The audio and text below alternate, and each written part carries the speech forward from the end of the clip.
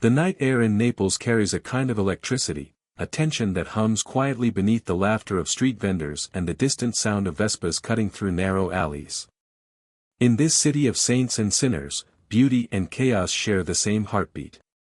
It's a place where the sea whispers secrets to the shore, and where history, layered in centuries of passion and struggle, gave birth to something darker, something that would come to define the very soul of the city, the Camorra. To understand Naples is to understand contradiction. By day, the streets pulse with color, the scent of espresso and freshly baked sfogliatelle floating through the air, the chatter of markets alive with barter and song. But when the sun dips behind Mount Vesuvius, the shadows lengthen, and another Naples awakens. One ruled not by law, but by fear. One where a quiet nod, a folded envelope, or a whispered name can decide the fate of a man.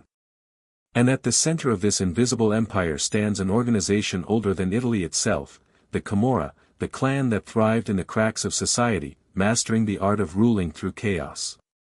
Long before the world would hear of the Sicilian Mafia or the American Cosa Nostra, the Camorra was already shaping destinies. Its roots run deep, buried beneath centuries of rebellion and desperation. It was not born from the opulence of the powerful, but from the hunger of the poor.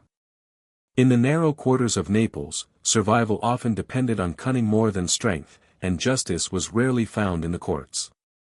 So, the people made their own. From these conditions, the first whispers of the Camorra began, an organization that would eventually evolve into one of the most ruthless and complex criminal networks in the world. Imagine the city in the 1800s, a labyrinth of stone streets, crowded tenements, and restless souls. The kingdom of Naples was collapsing under corruption and inequality.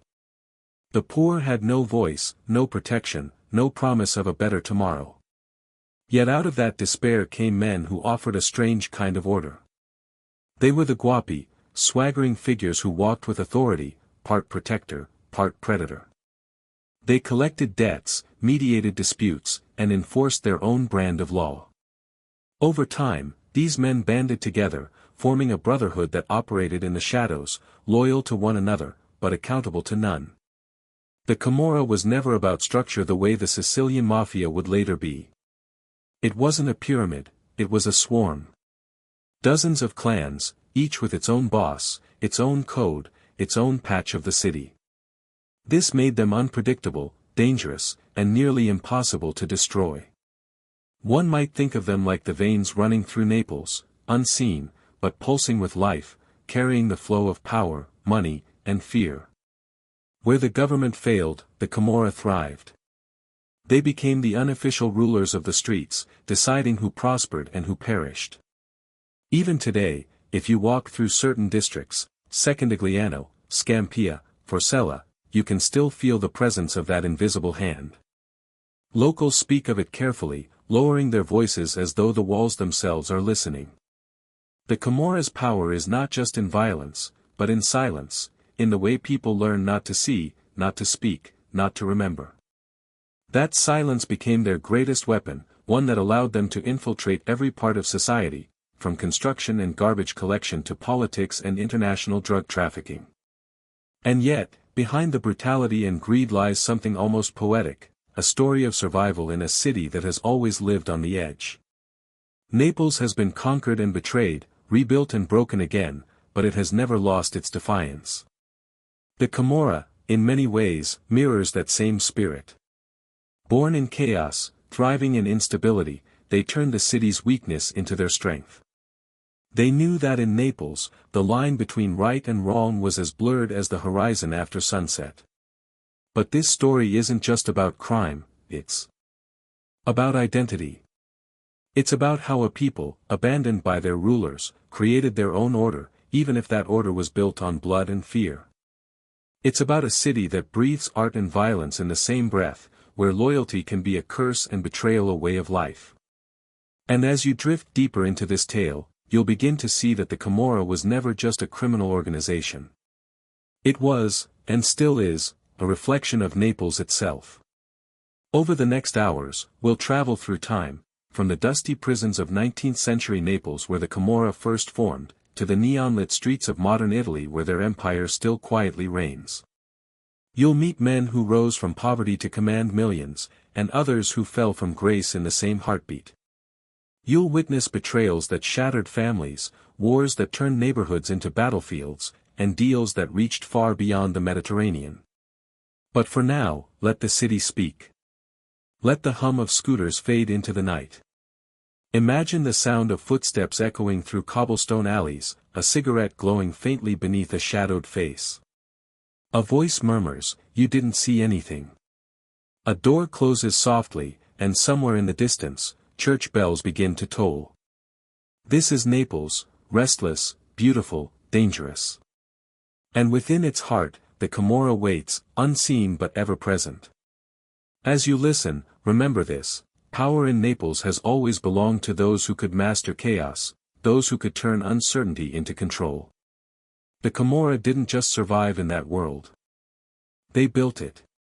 And their story, like the city itself, is one you can't quite forget, even as you drift into sleep. The sun rises over Naples with a golden warmth that seems to wash away the sins of the night. Fishermen return to the docks, their small boats bobbing gently on the shimmering water of the bay. Children run barefoot through narrow alleys, their laughter echoing against the pastel walls of centuries-old buildings. On the surface, life appears simple, innocent even, but beneath that beauty, the city's heart beats with something deeper, more complicated. To understand how the Camorra came to rule Naples, we must go back to a time when its earliest seeds were sown, when poverty and oppression created the perfect storm for rebellion, crime, and survival to merge into one. In the early 1800s, Naples was a city caught between worlds, a jewel of southern Italy, yet one weighed down by decay. The Bourbon monarchy ruled from a distance, concerned more with their palaces and titles than the hunger in the streets. The city was overpopulated, suffocating with unemployment, disease, and desperation. Families crammed into single rooms, sewage flowed freely through the gutters, and the line between the law and the lawless was almost invisible. In such conditions, morality became a luxury few could afford. The people of Naples learned quickly that justice belonged to those who could seize it, not to those who waited for it. It was in this world that the first guapi began to appear, streetwise men who embodied both menace and charm. They were not nobles or politicians, they were products of the same struggle that defined the city.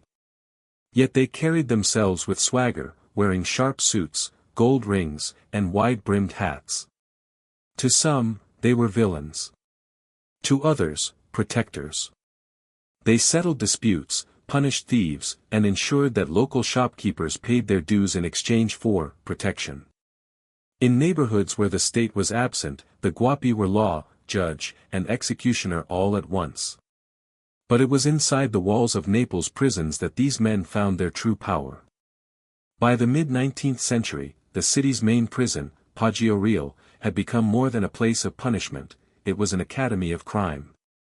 Here, the guapi organized themselves, sharing power, codes, and loyalties that extended far beyond the prison gates. It was in those dark corridors, under the constant gaze of indifferent guards, that the Camorra was born. They called it the Bella Società Riformata, the reformed beautiful society. The name carried irony and pride, a promise that they were something greater than mere criminals. They were brothers, bound by an oath of secrecy and blood. The structure of the early Camorra was loose but disciplined.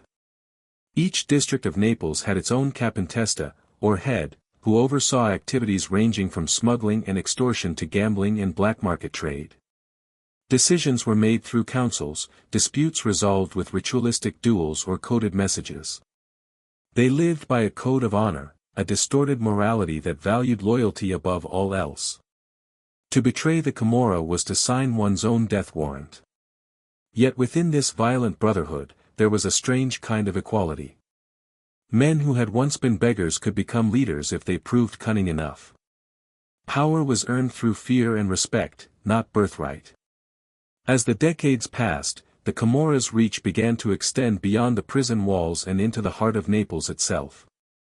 They infiltrated the markets, controlled the docks, and taxed the city's poor like unofficial rulers. They were everywhere, in the taverns, the gambling dens, the street corners. Their influence was so pervasive that by the time Italy was unified in 1861, the Camorra had already become a shadow government of its own. Officials feared them, citizens depended on them, and few dared to speak their name aloud. The Camorra understood something the government never could, that power in Naples did not come from politics or titles, but from presence. The ability to be everywhere and nowhere at once, to listen without being seen, to strike without warning. They thrived on the city's contradictions, its passion, its chaos, its poverty. They offered what the authorities could not: protection, opportunity, and justice, even if it came at a terrible price. To the ordinary Neapolitan, joining or obeying the Camorra wasn't just a choice, it was survival. In the late 19th century, their empire reached its first golden age. The Camorra began to mix with the upper classes, bribing police officers, influencing elections, and even controlling parts of the municipal government. Corruption ran so deep that in some neighborhoods, the line between official authority and the Camorra's rule completely disappeared. There were reports of judges and politicians attending lavish dinners alongside known Camorristi, men whose hands were stained with blood but whose pockets overflowed with wealth. The Camorra was no longer an underworld, it was the hidden backbone of Naples itself. And yet, despite their growing power, their foundation remained unstable. Unlike the Sicilian mafia, which relied on hierarchy and clear chains of command, the Camorra was a network, a web of alliances and rivalries, constantly shifting and turning in on itself. Clans fought over territories, betrayals erupted like summer storms, and vendettas could last generations. But even in chaos, the Camorra thrived. They understood that instability was not their enemy, it was their element. In confusion, they found opportunity, in fear, they found loyalty.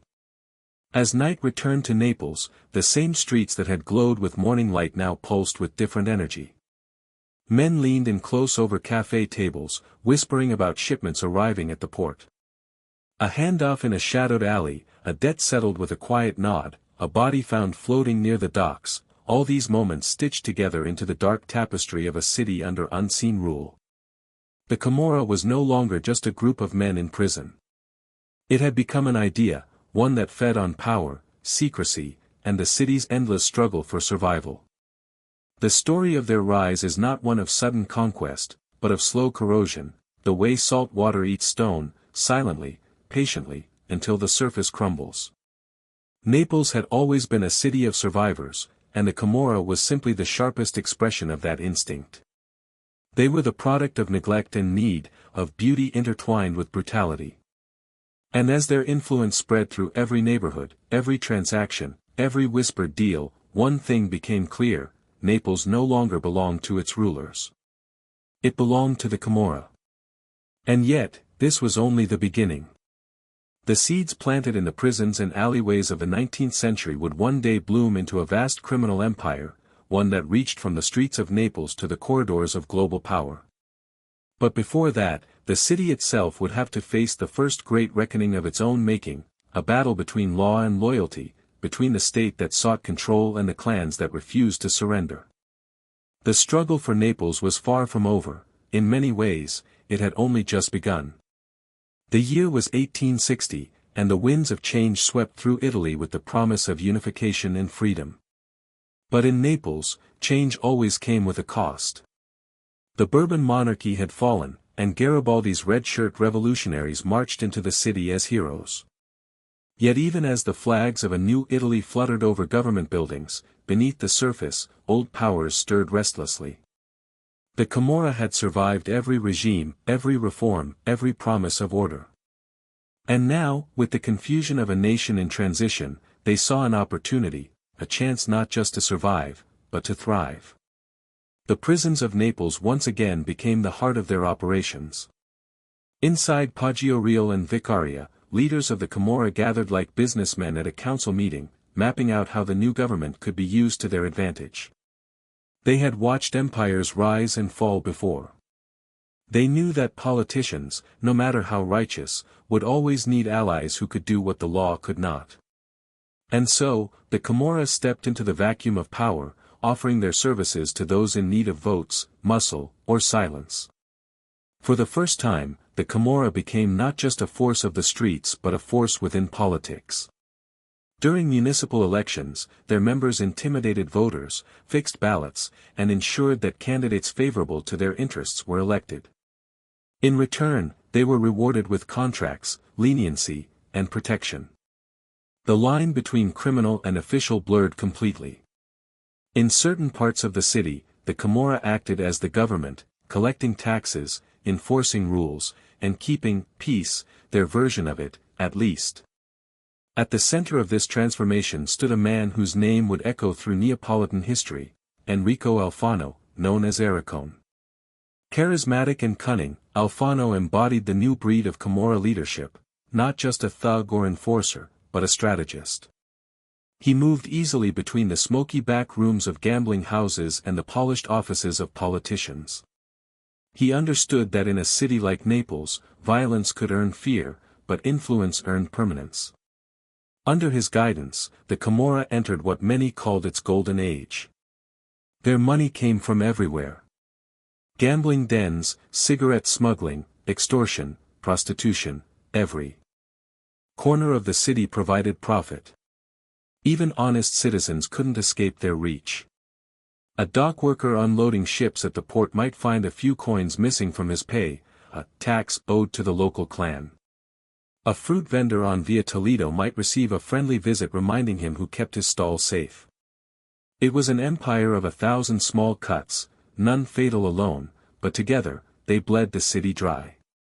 What made the Camorra so powerful wasn't just their ruthlessness, but their adaptability. They could shift identities as easily as changing a coat. One moment they were criminals, the next they were patriots helping to protect the New Italy from unrest. They donated money to churches, funded local celebrations, and even sponsored the poor. They weren't faceless villains hiding in shadows, they were neighbors, cousins, and friends. That closeness made them invisible, and invincible. By the 1870s, the Camorra's influence extended to every level of Neapolitan life. Police officers accepted bribes to look the other way. Judges dismissed cases for lack of evidence. Even priests turned a blind eye, unwilling to challenge men who could silence entire families. The newspapers, when they dared to speak, called it a government within the government. To the people, it was simply life as usual. The Camorra wasn't seen as foreign or evil, it was as much a part of Naples as Vesuvius itself, dangerous, unpredictable, but always present. And yet, within the ranks of the Camorra, tensions began to simmer. Power, by its nature, breeds ambition. As wealth flowed in, rival clans grew jealous, eager to expand their territories. Old alliances fractured. A wrong word, a missed payment, or a perceived insult could ignite a feud that left bodies in the streets. The duels that once settled disputes within the brotherhood became bloodier, less honorable. The Camorra was becoming too big, too greedy, too fragmented. But their influence was now so deep-rooted that even chaos could not shake them. The people of Naples learned to live with fear as one learns to live with the weather. A shopkeeper might cross himself before opening his door in the morning, not for protection from the devil, but from the Camorra. Mothers whispered warnings to their sons about which streets not to walk down, which names never to repeat. And still, the city pulsed with life. Music echoed from balconies, lovers met in secret courtyards, and the scent of tomato sauce and sea air mingled in the night. The beauty of Naples endured, even as its soul was quietly held hostage. In 1875, rumors began to circulate that the Italian government was preparing a crackdown. Reformists in Rome had grown tired of Naples' lawlessness, of its reputation as a city ruled by thugs. The police launched investigations, arrests were made, and trials held, but the results were almost comical. Witnesses vanished, evidence was lost, and jurors were bribed or threatened. Every time the state reached for the Camorra, its hand came back empty. The system itself was too compromised to fight the infection it carried. The newspapers called it El Omerta, the code of silence. It wasn't just a rule among criminals, it was a way of life. People didn't talk, not because they didn't care, but because talking meant death. Silence became survival. And the Camorra used that silence as a fortress, hiding in plain sight. One summer evening, as the bells of Santa Chiara tolled softly across the rooftops, Enrico Alfano stood on a balcony overlooking the city. The lights of Naples shimmered like a field of stars, and the sound of distant laughter drifted up from below. He smiled to himself, knowing that every street, every market, every deal belonged to him in one way or another. The city was alive, and its heartbeat was the rhythm of his empire. But deep within the labyrinth of power and corruption, a subtle change was coming. The Camorra's dominance had made them arrogant, careless even. Enemies were watching, both within and beyond Naples. And though Alfano could not yet see it, the foundations he had built, on blood, loyalty, and fear, would one day crack. For in the world of the Camorra, no power lasted forever.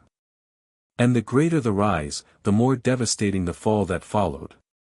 By the dawn of the 20th century, Naples stood at a crossroads between the old and the new. Electric lights flickered to life along the waterfront, trains thundered through the countryside, and the hum of modernity began to reach even the city's most forgotten corners. But for all its progress, Naples remained a place of contradiction, a city where elegance and rot lived side by side. The scent of coffee and the stench of sewage mingled in the same air, opera houses sparkled while alleyways crumbled. And through it all, the Camorra endured, no longer a loose brotherhood of local thugs, but a sprawling network that thrived beneath the surface of progress. The Camorra had woven itself so deeply into Neapolitan life that even reform seemed to serve its purpose. As industries grew, so did opportunities for extortion. Construction sites needed security, factories paid for protection, and even the most legitimate businesses understood that success came only with the Camorra's blessing. Their power wasn't loud, it was quiet, persistent, invisible, like the tide shaping the coast, unnoticed until it was too late. In the early 1900s, their control became more sophisticated. They no longer relied solely on brute force. Instead, they built networks of influence, in city councils, police departments, and trade unions. Many Camorristi began presenting themselves as businessmen, philanthropists, and community leaders. They funded orphanages, sponsored religious processions, and donated to hospitals. Their names appeared in newspapers beside mayors and cardinals.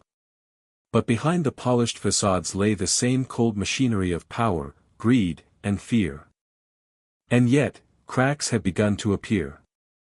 The clans were growing restless. Internal rivalries festered like open wounds, as younger, more reckless members sought their own slice of the empire.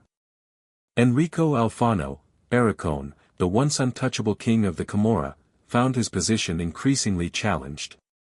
His charm, once his greatest weapon, began to fade under the weight of suspicion. He had grown too visible, too powerful. The very politicians he had helped rise to office now whispered his name with unease. And when whispers began to turn into accusations, the fragile alliance between the Camorra and the state started to fracture. The first real blow came in 1906, when a seemingly isolated murder would unravel the illusion of untouchability that had protected the Camorra for decades. The victim was Gennaro Quaccolo, a minor member of the organization who, along with his wife, was found brutally slain. The crime itself was shocking, but what made it explosive was the rumor that Quaccolo had been preparing to betray the Camorra, to testify to the police about its operations. His murder sent tremors through Naples. Everyone had an opinion, but no one dared to speak it aloud. The killings were brutal, almost theatrical, and carried the unmistakable message of warning: betrayal would not be forgiven. Yet this time, the state could not ignore the violence. Public outrage forced authorities to act, and the investigation that followed would become one of the most infamous trials in Italian history, Il Processo Quaccolo, the Quaccolo trial. For the first time, the government dared to name the Camorra openly, to pull its hidden world into the light. And at the center of that trial stood Enrico Alfano himself. Arrested amid great fanfare, Alfano maintained his composure, insisting he was innocent, a respected man wrongfully accused. The trial began in 1911 in the coastal town of Viterbo, far from the reach of Naples' corrupt influence. The prosecution painted a vivid picture, a vast conspiracy, an organization with its own laws and hierarchies, capable of controlling the city from the shadows. Witnesses spoke of secret meetings, coded messages, and rituals of blood. But as the case dragged on, doubts grew. Many of the testimonies were contradictory, coerced, or entirely fabricated. The prosecution's star witness, a police informer named Gennaro Abitamaggio, told stories so elaborate they bordered on myth. Still, the spectacle captured the world's attention. Journalists from across Europe filled the courtroom, scribbling feverishly as the mystery of Naples unfolded. Some called it the trial of the century, others saw it as a farce, a desperate attempt by the Italian state to prove control over a city that had always resisted control. The proceedings lasted an exhausting 12 years, filled with twists, retractions, and drama fit for the stage. When the verdict finally came in 1913, it sent shockwaves through Italy. Alfano and dozens of others were convicted, sentenced to long prison terms. For a moment, it seemed that justice had finally prevailed, that the Camorra's iron grip on Naples had been broken. Newspapers celebrated the victory, declaring that the reign of fear was over. The government proudly claimed to have dismantled the oldest criminal brotherhood in Europe. But Naples had a way of defying such proclamations. Even as Alfano sat behind bars, his influence lingered. Outside the prison walls, lieutenants and loyalists continued the work, reorganizing, adapting, surviving. The Camorra was too deeply ingrained to be destroyed by a single trial. It was less an organization than a spirit, a mindset born from centuries of inequality and mistrust. As long as poverty endured, as long as the city's people felt abandoned by their rulers, that spirit would always find new life. And so, while the state congratulated itself, the Camorra shifted quietly into new forms. The massive public scandal had taught them a crucial lesson: visibility was dangerous. From then on, they learned to disappear, to blend into the city's rhythm, to operate not in open defiance but in silent cooperation. The next generation would be smarter, quieter, and far more elusive. In the evenings, as the sun set over the Bay of Naples and the sea glowed red like cooling embers, the people went about their lives, fishermen mending their nets, women gossiping at their windows, children playing in the fading light. Life went on as it always had. But somewhere, in a dimly lit room above a tavern, men gathered once again. The Camorra had been declared dead, but in the low murmur of voices and the clinking of glasses, its heartbeat could still be heard. They would rebuild, as they always had, not through force but through patience, waiting for the next wave of chaos that would once again make Naples theirs. The Quaquolo trial had exposed them to the world, but it had also taught them resilience. It was no longer enough to rule through fear, the new Camorra would rule through invisibility. They would learn to hide behind respectability, to move their operations into business, politics, and the very fabric of society itself. And as history would soon reveal, their rebirth in the years to come would make them more powerful, more dangerous, and more enduring than ever before. The early decades of the 20th century brought both turbulence and transformation to Naples. The city had survived revolutions, plagues, and foreign invasions, yet it remained restless, a place where beauty and decay existed side by side. The streets buzzed with life, children chased one another between crumbling buildings, street vendors called out their wares, and the scent of roasting coffee mingled with the salty tang of the sea. And beneath all of this, in shadows just out of sight, the Camorra worked quietly, rebuilding its power and adapting to a world that had grown more modern, more interconnected, and yet no less corrupt. After the Quaquolo trial, many believed that the Camorra had been irreparably damaged, that their empire had crumbled under the weight of public scrutiny and government intervention.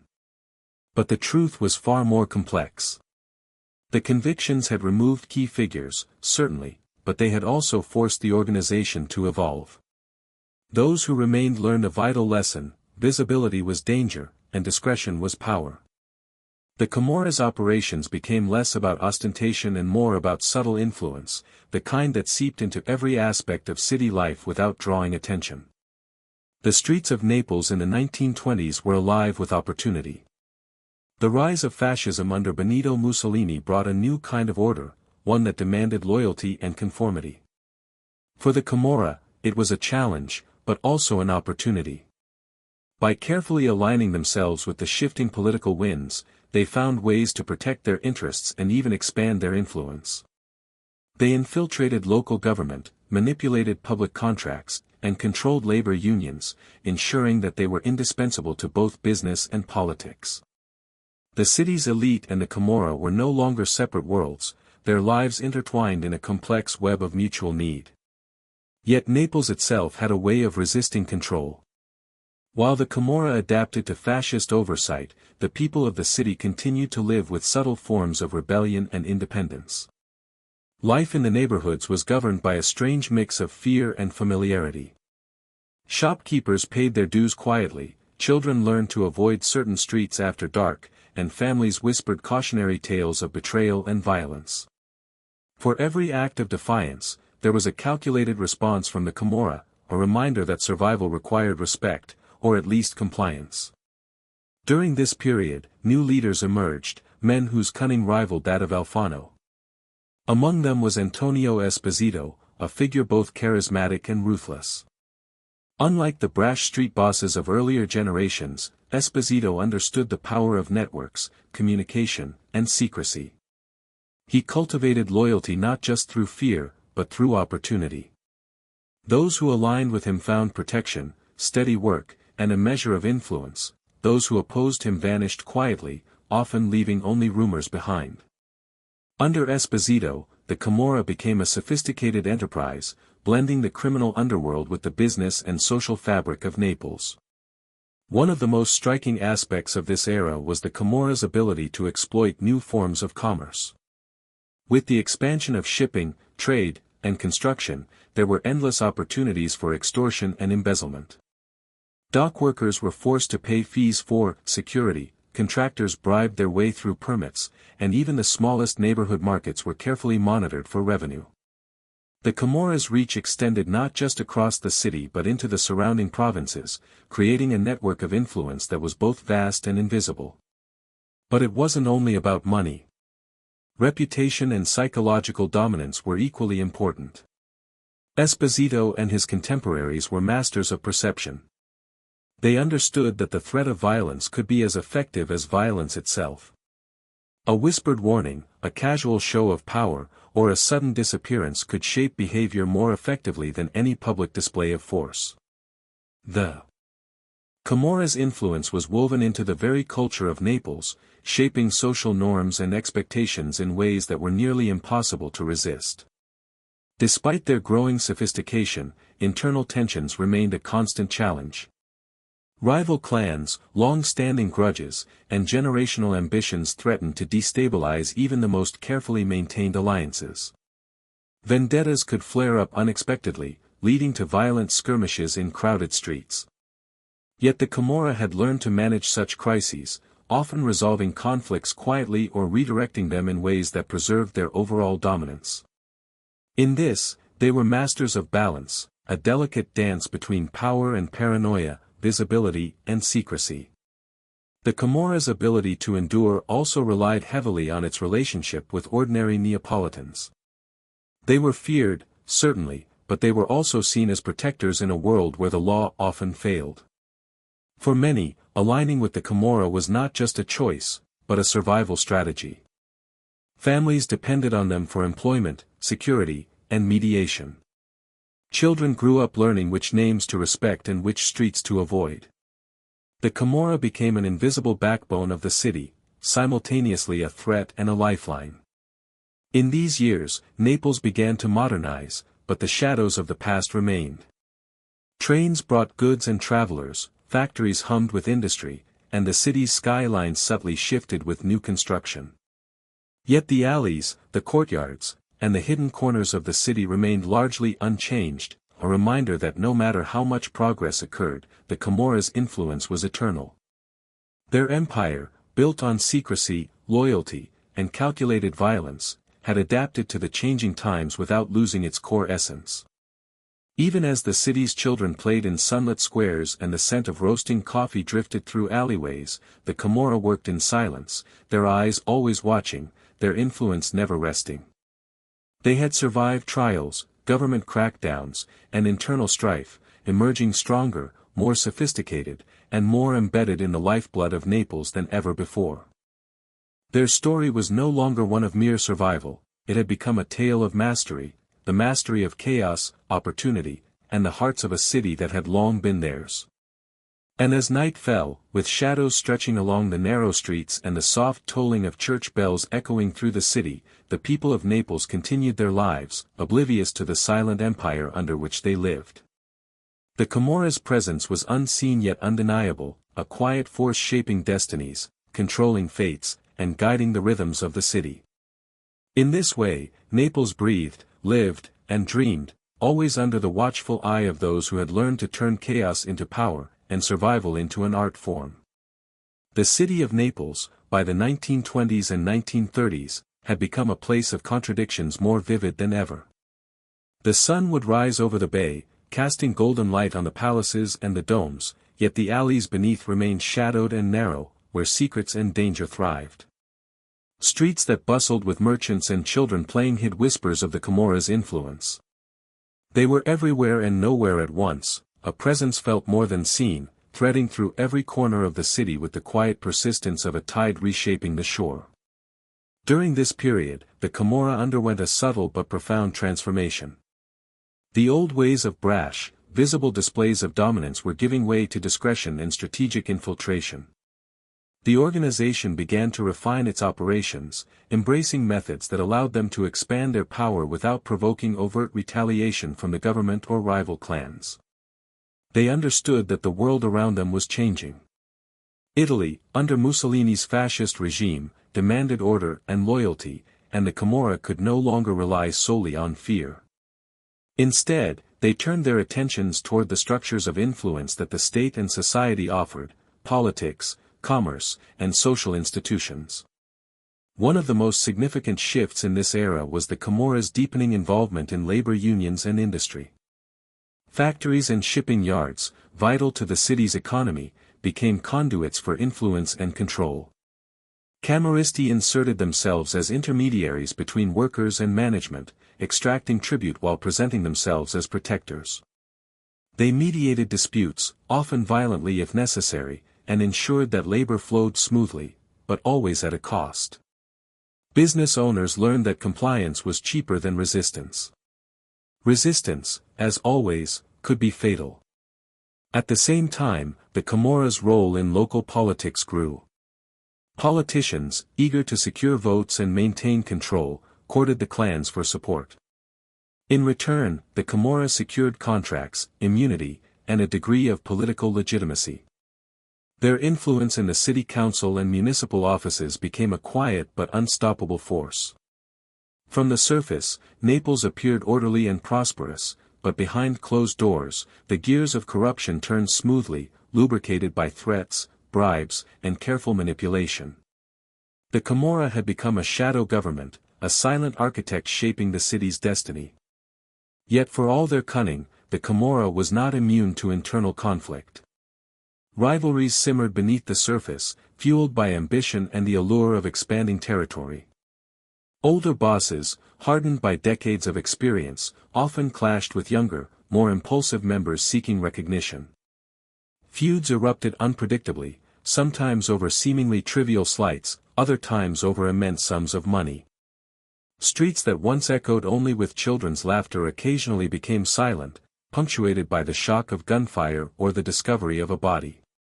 Every act of violence served as a reminder of the fragile balance that governed the Camorra's empire. One figure emerged during this time whose influence would become emblematic of the Camorra's new approach: Pasquale Galasso. Charismatic, calculating, and ruthlessly intelligent, Galasso represented the evolution of the organization into a modern criminal enterprise. Unlike the visible street bosses of previous generations, he operated with subtlety and precision. He understood the value of perception, to appear legitimate while quietly controlling vast networks of smuggling, extortion, and illicit trade. His rise marked a new chapter in the Comoras' history, one defined not only by violence but by cunning strategy, the manipulation of institutions, and the silent assertion of power. The Comoras' ability to adapt extended beyond Naples itself. Their operations began to reach the surrounding provinces, creating networks that spanned both urban and rural areas. They controlled the flow of goods, labor, and information, establishing a web of influence that made them indispensable to the city's economy, even as they remained a constant threat. To the ordinary citizen, life continued much as it always had. Children played, vendors called out their wares, families went about daily routines, yet the invisible hand of the Camorra was always present, guiding, watching, and occasionally punishing. This era also saw the Camorra's increased involvement in international commerce. Naples ports, gateways to the Mediterranean, provided opportunities for smuggling goods ranging from tobacco and textiles to more illicit items. Through careful planning, bribery, and intimidation, the Camorra ensured that the flow of trade remained under their control. They moved with the same patience as the tides, learning to exploit both opportunity and oversight, and in doing so, became a model of organized criminal sophistication long before such concepts were formalized. Even as Mussolini's regime emphasized law, order, and conformity, the Camorra thrived in the spaces the government overlooked or could not fully control. Their survival depended on understanding the subtleties of power, when to confront, when to negotiate, when to hide. They learned to blend into society while simultaneously dictating its rhythms, shaping the city's destiny without ever stepping fully into the light.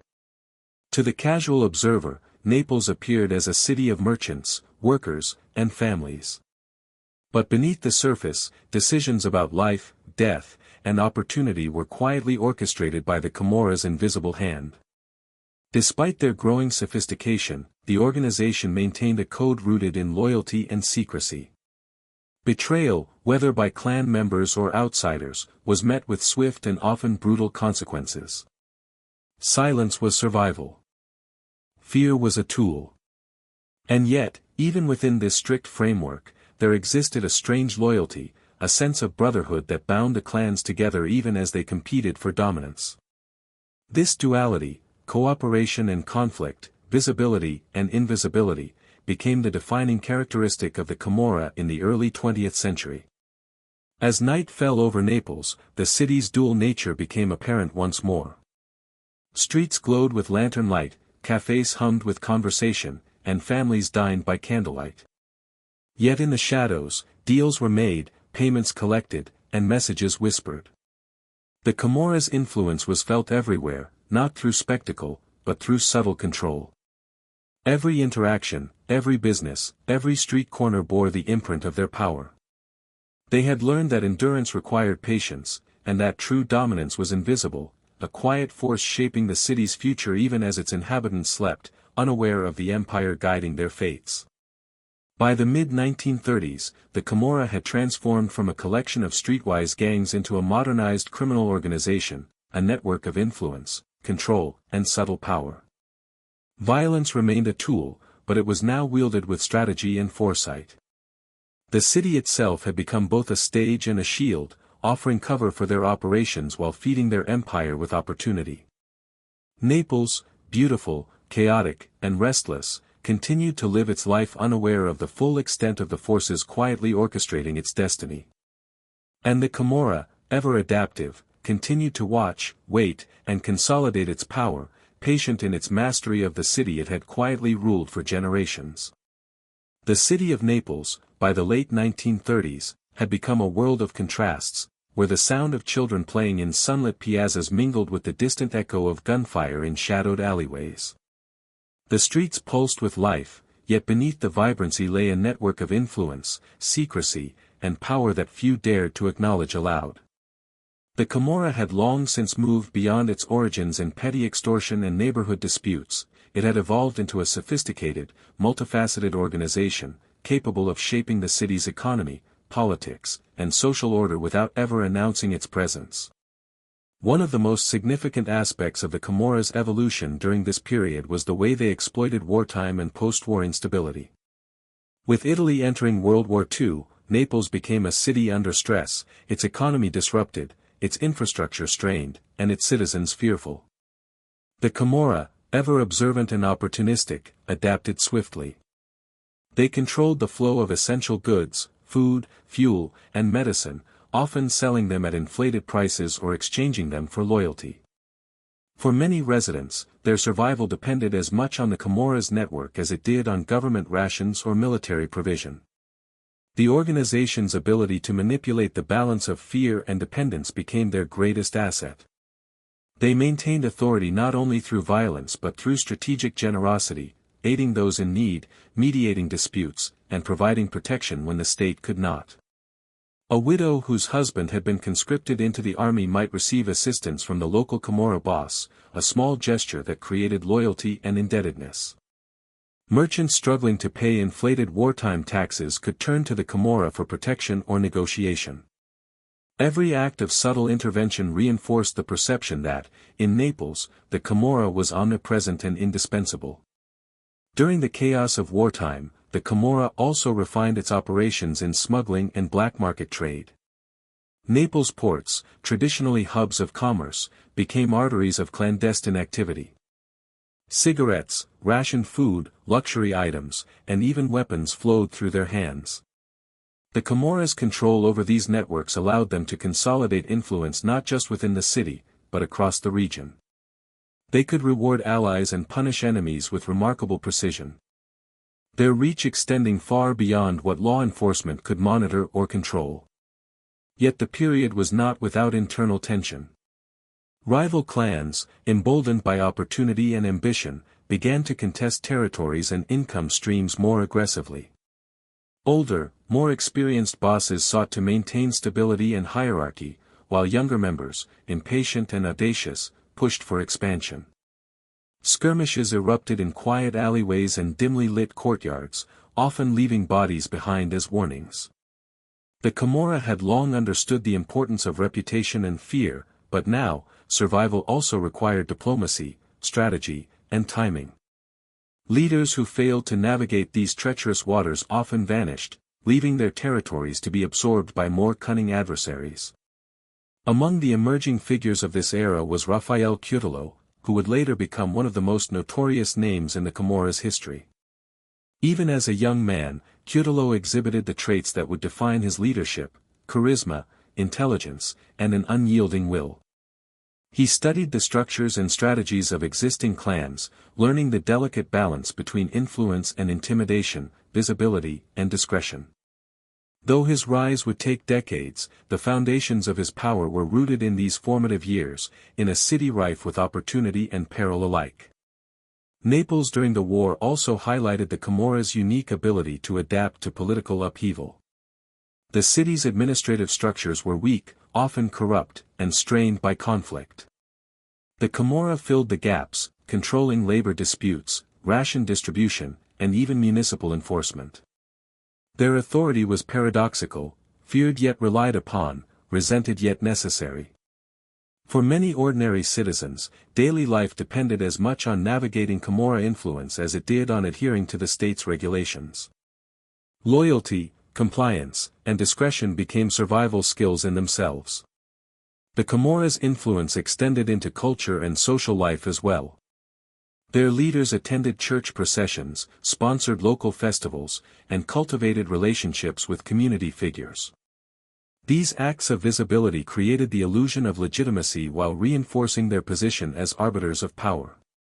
Through subtle gestures, they maintained a presence in every aspect of city life, ensuring that ordinary citizens saw them as both enforcers and protectors.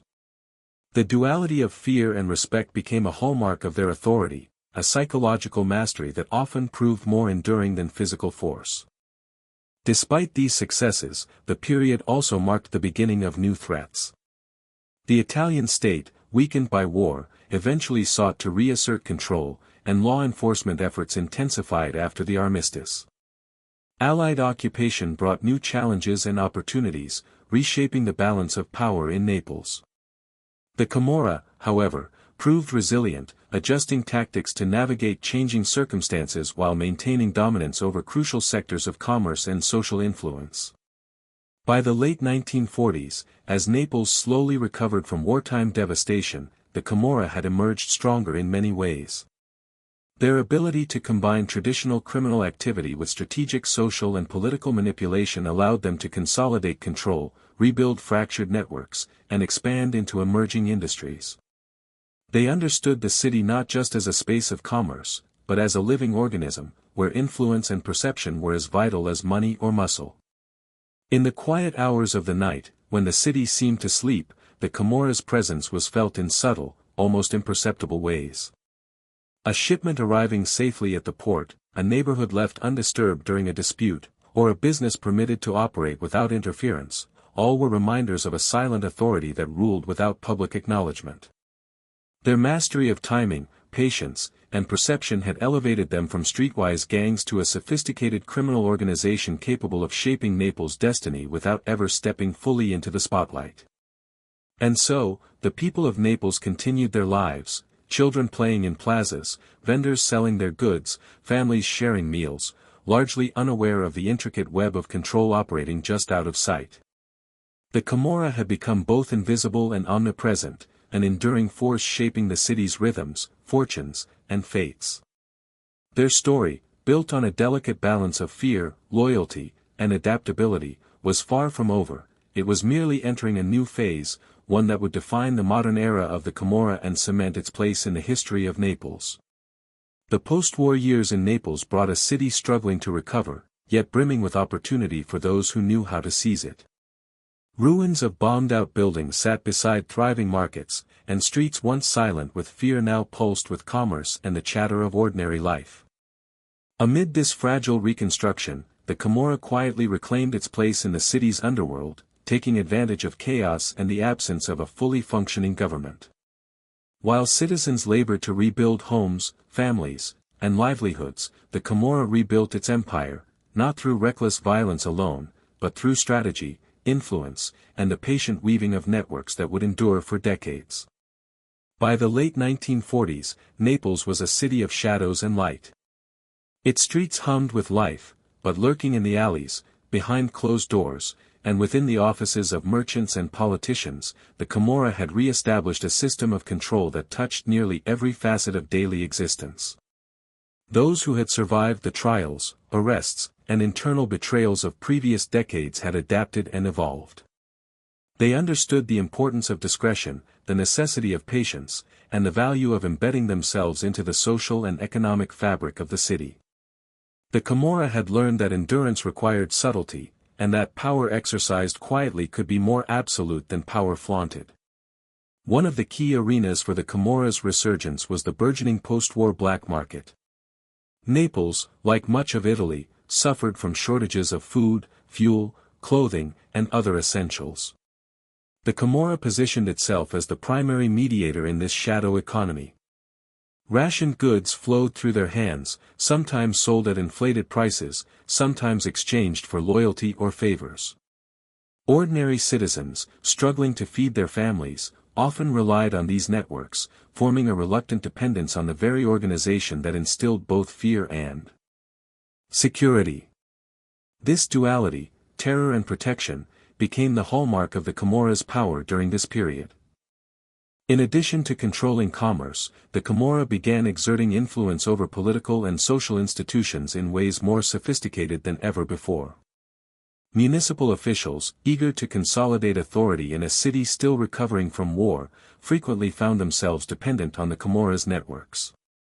Local elections were subtly manipulated, alliances were formed behind closed doors, contracts were distributed to businesses aligned with the clans. To the casual observer, the city appeared to function normally, but behind the scenes, the Camorra orchestrated an intricate dance of compliance, coercion, and influence that reinforced their dominance while maintaining the appearance of legality.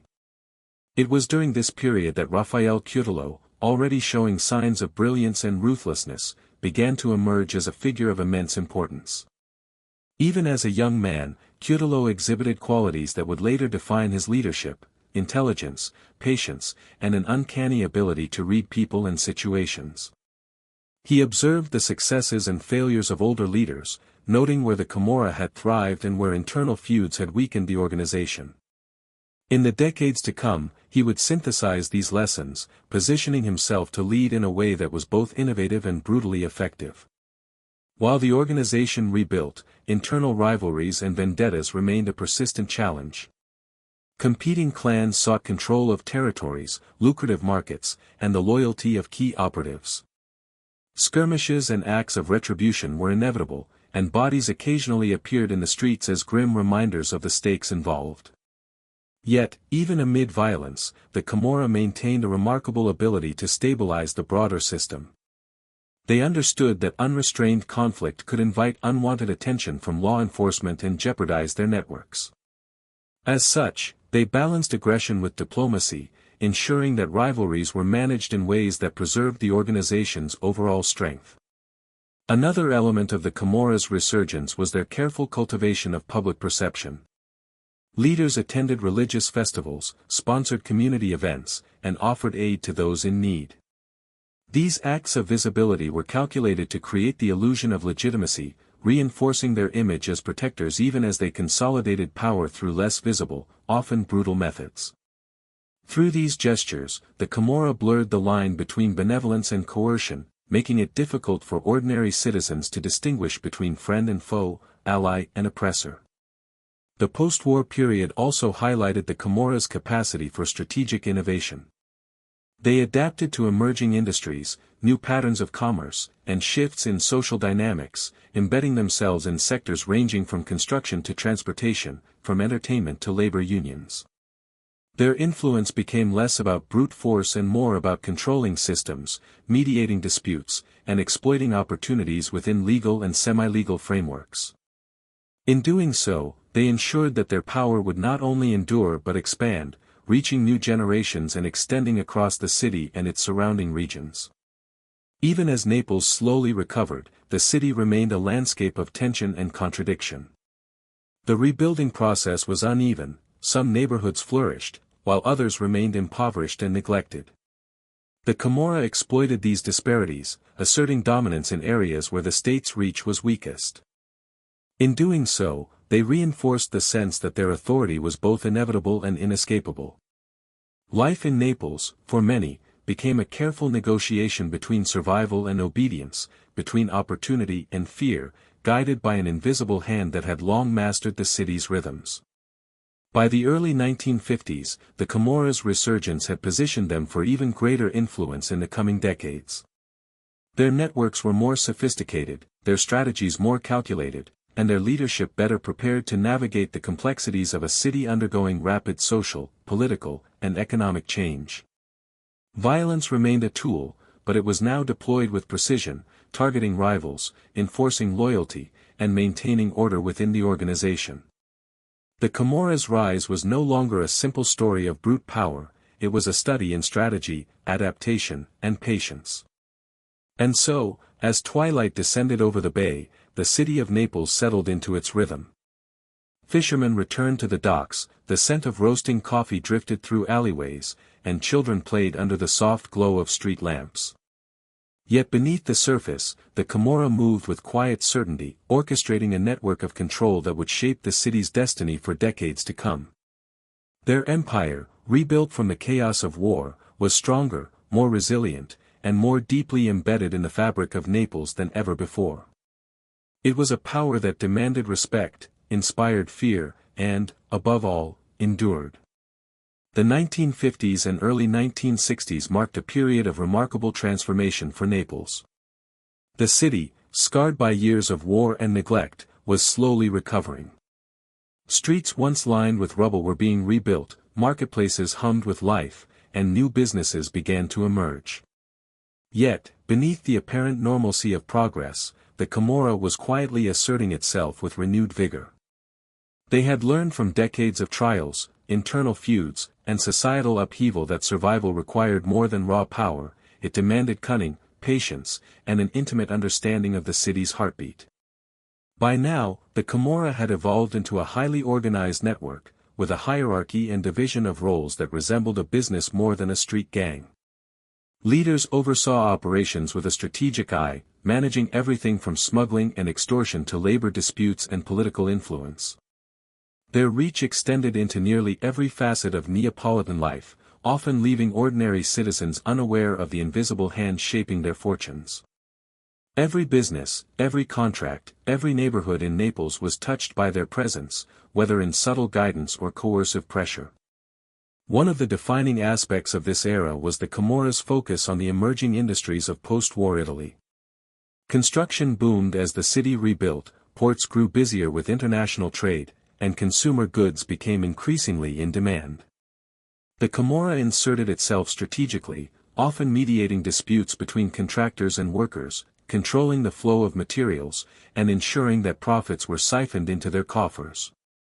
They were careful to present themselves as indispensable facilitators, a necessary presence rather than overtly criminal actors. This approach allowed them to expand influence without attracting undue attention from law enforcement or the media.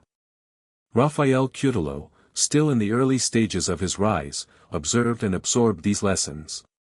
He saw how the Camorra could blend visibility and invisibility, using both benevolence and intimidation to maintain control. Cutolo studied the intricate relationships between clans, political figures, business owners, and ordinary citizens. He noted how loyalty could be bought, cultivated, and enforced, and how fear could be wielded with precision. These insights would later become central to his strategy, enabling him to consolidate power and transform the organization into one of the most formidable criminal enterprises in Italy. During this period, Naples experienced both growth and tension. Prosperity was uneven, and inequality remained stark. Certain neighborhoods thrived, while others languished in poverty, their residents caught in cycles of dependency and desperation. The Camorra exploited these disparities masterfully. In wealthier districts, they presented themselves as arbiters and protectors, maintaining influence through social networks and subtle pressure. In poorer areas, they relied on fear and control, ensuring compliance through intimidation, threats, and, when necessary, brutal enforcement. This duality, respect and fear, generosity and violence, became a defining characteristic of their power. Internal rivalries also persisted, though the organization had become more adept at managing them. Older leaders maintained authority through experience and strategic alliances, while younger, ambitious members tested boundaries and sought to expand their influence. Skirmishes between clans continued, often leaving the city with grim reminders of the Camorra's reach. Bodies left in alleyways, warning letters slipped under doors, and sudden disappearances all served as signals, both to rivals and to the broader population, that the Camorra's rules were absolute and inescapable. The Camorra's reach into politics deepened during these decades. Local elections were subtly manipulated, with votes influenced through intimidation or reward. Contracts and municipal favors were often controlled indirectly, ensuring that the organization benefited from public works, development projects, and commercial activity. Their presence became so normalized that many citizens saw their influence as an inevitable part of city life rather than an aberration. In essence, the Camorra had become a shadow government, operating invisibly while shaping the public and private spheres alike. During this time, the organization's approach to business and crime became increasingly sophisticated. Extortion was no longer merely a threat, it was structured, predictable, and systematized. Smuggling operations expanded, reaching international ports and integrating with larger trade networks. Even ostensibly legitimate businesses were influenced, whether through coercion, strategic alliances, or silent partnerships. This era marked a shift from a reactive, street-level form of control to a proactive, systemic domination of the city's economy, infrastructure, and social life. Despite the outward calm of Naples streets, tension simmered within the organization. Alliances were fragile, and the pursuit of power often led to betrayal. Trust was a commodity more valuable than money, and loyalty could shift with the slightest provocation or the promise of greater gain. Leaders who miscalculated risked elimination, and entire clans could be displaced by cunning rivals. In this environment, survival demanded not only strength but foresight, patience, and an acute understanding of human nature. As the 1960s unfolded, the Camorra's influence became nearly omnipresent, yet it remained largely invisible to the casual observer. Streets, markets, and neighborhoods were all touched by their presence, yet life continued with an air of normalcy. Children played in squares, vendors hawked goods, and families carried on their routines, all under the quiet guidance of an organization that had learned to move silently, strategically, and with remarkable precision. The Camorra had mastered the art of endurance, embedding itself in the social, economic, and political fabric of Naples in a way that ensured its survival and laid the groundwork for the next generation of leadership, which would soon rise to unprecedented power. By the end of this period, the Camorra had emerged as an organization that was no longer defined solely by violence or intimidation, but by influence, strategy, and adaptation. Its leaders understood that longevity required patience, subtlety, and the ability to manipulate both fear and respect. The city itself, in all its beauty, chaos, and complexity, had become a living testament to their power. And though much of Naples remained unaware of the full extent of the Camorra's reach, the organization's presence shaped every transaction, every decision, and every life, quietly, relentlessly, and invisibly, as it had for generations. The 1960s and early 1970s brought both promise and peril to the city of Naples. Post-war reconstruction had given way to rapid urbanization, with new neighborhoods rising, old districts expanding, and commerce flourishing in ways that had once seemed impossible. Yet, amid this apparent prosperity, the undercurrents of power and control that had defined Naples for centuries were as strong as ever. The Camorra, having survived decades of trials, internal feuds, and political upheaval, had evolved into an organization that was no longer merely a street gang, but a sophisticated network capable of manipulating both the economy and society to its advantage. During this era, the Camorra's influence expanded into nearly every facet of city life. From construction and trade to entertainment and labor, their reach was both deep and subtle. Contractors learned that compliance was safer than defiance, workers knew that certain unions were controlled behind the scenes, and business owners understood that navigating the city required an awareness of the invisible hand guiding their fortunes. The Camorra had become a silent arbiter, a force felt rather than seen, orchestrating outcomes with a precision that combined strategy, patience, and intimidation.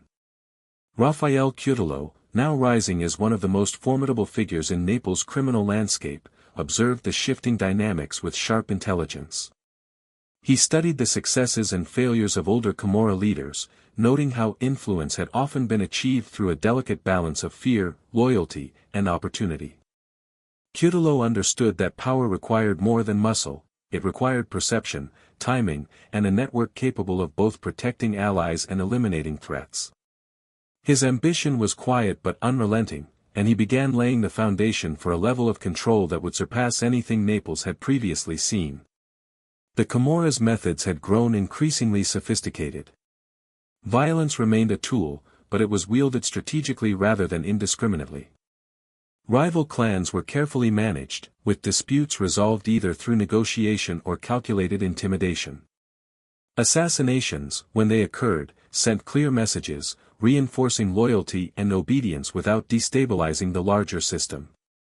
It was a delicate balance, too much aggression could invite state intervention, too little could embolden rivals.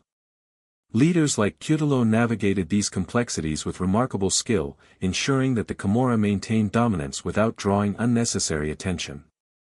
At the same time, Naples itself was undergoing rapid social change.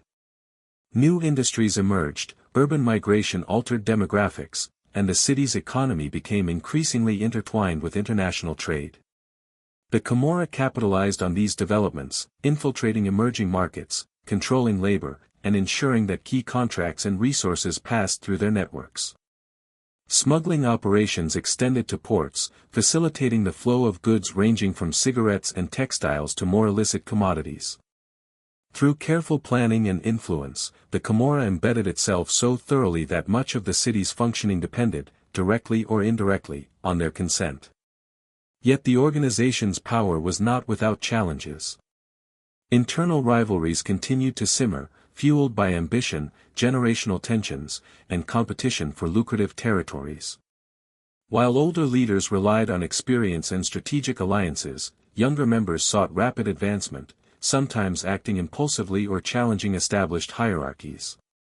Skirmishes and acts of retribution were inevitable, often resulting in brutal violence that reminded the city of the Comora's omnipresent reach. These internal dynamics required constant management, balancing the need for loyalty with the ever-present potential for betrayal. The Camorra also cultivated its public image during this period. Leaders attended religious festivals, sponsored community events, and provided aid to families in need. These gestures created an aura of legitimacy and respectability, masking the organization's true influence while fostering loyalty among the populace. Ordinary citizens often found themselves in complex relationships with the Camorra, fearful of their power, yet reliant on their protection and support. This duality, respect intertwined with terror, became a defining feature of the organization's authority. Politics remained a critical arena for influence. Local elections, municipal contracts, and even social services were often shaped by subtle interventions from the Camorra. Their reach ensured that politicians, business leaders, and community figures operated within parameters favorable to the organization. To the casual observer, Naples appeared orderly, even thriving. Yet beneath the surface, decisions were being orchestrated, outcomes manipulated, and loyalties ensured through a careful mixture of persuasion, bribery, and intimidation. By the early 1970s, the Camorra had solidified its position as a shadow government within Naples. Their control over commerce, labor, and politics allowed them to operate with a remarkable degree of autonomy. Ordinary citizens, often unaware of the full extent of the organization's influence, adapted to life under its quiet dominance. Survival, opportunity, and success were intertwined with knowledge of the Camorra's expectations and boundaries. Compliance was often a matter of necessity rather than choice, and the organization's presence was felt in every corner of the city, from the bustling marketplaces to the quiet residential streets. This era also marked a turning point in the Camorra's organizational sophistication. They had learned that longevity required more than brute strength, it required strategy, adaptability, and a keen understanding of human behavior. By managing rivalries, cultivating loyalty, and embedding themselves in the fabric of society, they created a resilient and enduring system of control. Naples, with its history of chaos and resilience, provided the perfect environment for such a network to thrive. As dusk fell over the city, the streets glowed with the warm lights of cafes and shops, the chatter of neighbors filled the air, and life appeared calm and ordinary. Yet beneath this veneer, the Camorra's operations continued uninterrupted. Deals were negotiated, disputes mediated, and power consolidated, all with a quiet efficiency that belied the violence lurking just beneath the surface. The organization had mastered the art of influence, balancing visibility with discretion, fear with loyalty, and brutality with strategy. Naples moved to the rhythm of a city shaped not just by its people, but by an invisible empire that had quietly perfected the art of control over generations. The stage was now set for the next phase of the Camorra's evolution. Leaders like Cutolo were poised to exploit the structures and networks meticulously maintained for decades. Their ability to adapt to social, political, and economic shifts ensured that the organization would not merely survive but expand. The Camorra had transformed from a network of street gangs into a complex system of influence and control, capable of directing the fortunes of a city without ever stepping fully into the light. And as night fell, Naples continued to breathe, live, and dream, all under the subtle, unyielding dominance of an organization that had learned to rule quietly, strategically, and effectively. The mid-1970s in Naples were a time of tension, transformation, and the quiet consolidation of power. The city, still recovering from decades of war and social upheaval, was alive with movement, markets thrived, factories churned with production, and the hum of urban life filled the air. Yet beneath this ordinary rhythm, an invisible force was shaping the destinies of thousands. The Camorra, long embedded in the city's social, economic, and political structures, had matured into an organization of extraordinary sophistication. They had learned that survival required more than brute force, it demanded patience, intelligence, and a careful orchestration of both fear and loyalty. During this period, Raphael Cutolo began to assert himself more decisively. Already recognized for his charisma, intellect, and strategic thinking, he understood that true power came from creating a network that could endure internal rivalry, external pressure, and public scrutiny. Cutolo cultivated relationships with loyalists, maintained strict codes of obedience, and enforced a hierarchy that rewarded competence while punishing disloyalty with ruthless efficiency. Under his guidance, the Camorra evolved into an enterprise that combined the traditional street-level dominance with the calculated control of commerce, politics, and social institutions. Naples itself was the perfect canvas for Cutolo's vision. The city was full of contrasts. Wealthy neighborhoods sparkled with modernity, while the outskirts remained shadowed and impoverished. The Camorra exploited these disparities, asserting influence in areas where state oversight was weak, and embedding themselves as arbiters in communities struggling to survive. Ordinary citizens often found themselves dependent on the organization for protection, economic opportunity, and resolution of disputes. Compliance, whether voluntary or coerced, became a survival strategy, and the Camorra's omnipresence was accepted as a quiet, inevitable truth. One of the hallmarks of this era was the Camorra's increasing sophistication in financial and business operations. While smuggling and extortion remained core activities, they were executed with precision and foresight. Construction contracts, trade routes, and municipal resources were systematically controlled, creating a self-reinforcing network of influence. Cutolo's insight was that true power lay not in visibility or spectacle, but in the ability to manipulate systems quietly, subtly guiding outcomes to favor the organization while minimizing exposure to risk. Internal rivalries, however, continued to pose challenges. Competing clans sought to expand their territories, control lucrative operations, and gain the loyalty of key operatives. Skirmishes occasionally erupted, leaving grim reminders of the Camorra's reach. Yet Cutolo's leadership emphasized both strategic elimination of threats and careful diplomacy. Loyalty was rewarded with protection and opportunity, betrayal was met with swift and often brutal consequences. This delicate balance between reward and punishment ensured the stability of the organization even amid ongoing tension and competition. The Camorra's influence extended deeply into the political sphere during these years. Local politicians, eager to secure votes and maintain authority, relied on the organization's networks to ensure compliance and support. Contracts, public works, and social services were subtly manipulated to align with the Camorra's interests. To the casual observer, the city appeared to function normally, yet behind closed doors, outcomes were orchestrated, alliances were negotiated, and influence flowed in carefully measured streams. The Camorra had become a shadow government, invisible yet omnipresent, shaping Naples' trajectory without overt confrontation. Socially, the organization maintained a duality that strengthened its hold over the populace. Camorra leaders attended religious ceremonies, sponsored festivals, and provided aid to those in need, creating the appearance of legitimacy and benevolence. At the same time, acts of intimidation and selective violence reinforced the organization's authority. Ordinary citizens, often caught between dependence and fear, learned to navigate this dual reality, recognizing that survival and opportunity depended on both compliance and careful observation of the Camorra's rules. Economic control remained central to their power. Post-war reconstruction and urban development provided fertile ground for influence. The Camorra capitalized on opportunities in construction, trade, labor, and emerging industries, inserting themselves as indispensable intermediaries and ensuring that key resources flowed through their networks.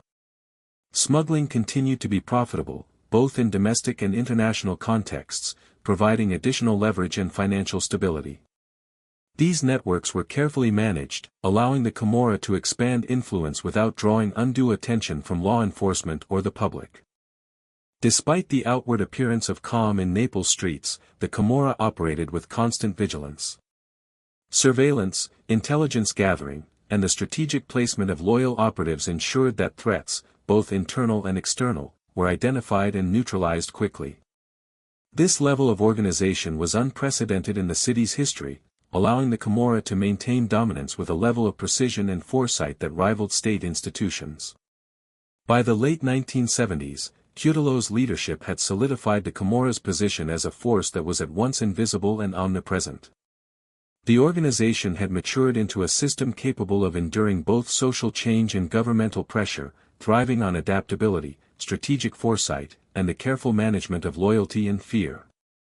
Naples, in all its vibrancy and contradiction, continued to function under this quiet yet absolute influence, with every street, market, and neighborhood touched by the careful orchestration of a criminal empire that had perfected the art of survival, control, and subtle domination over generations.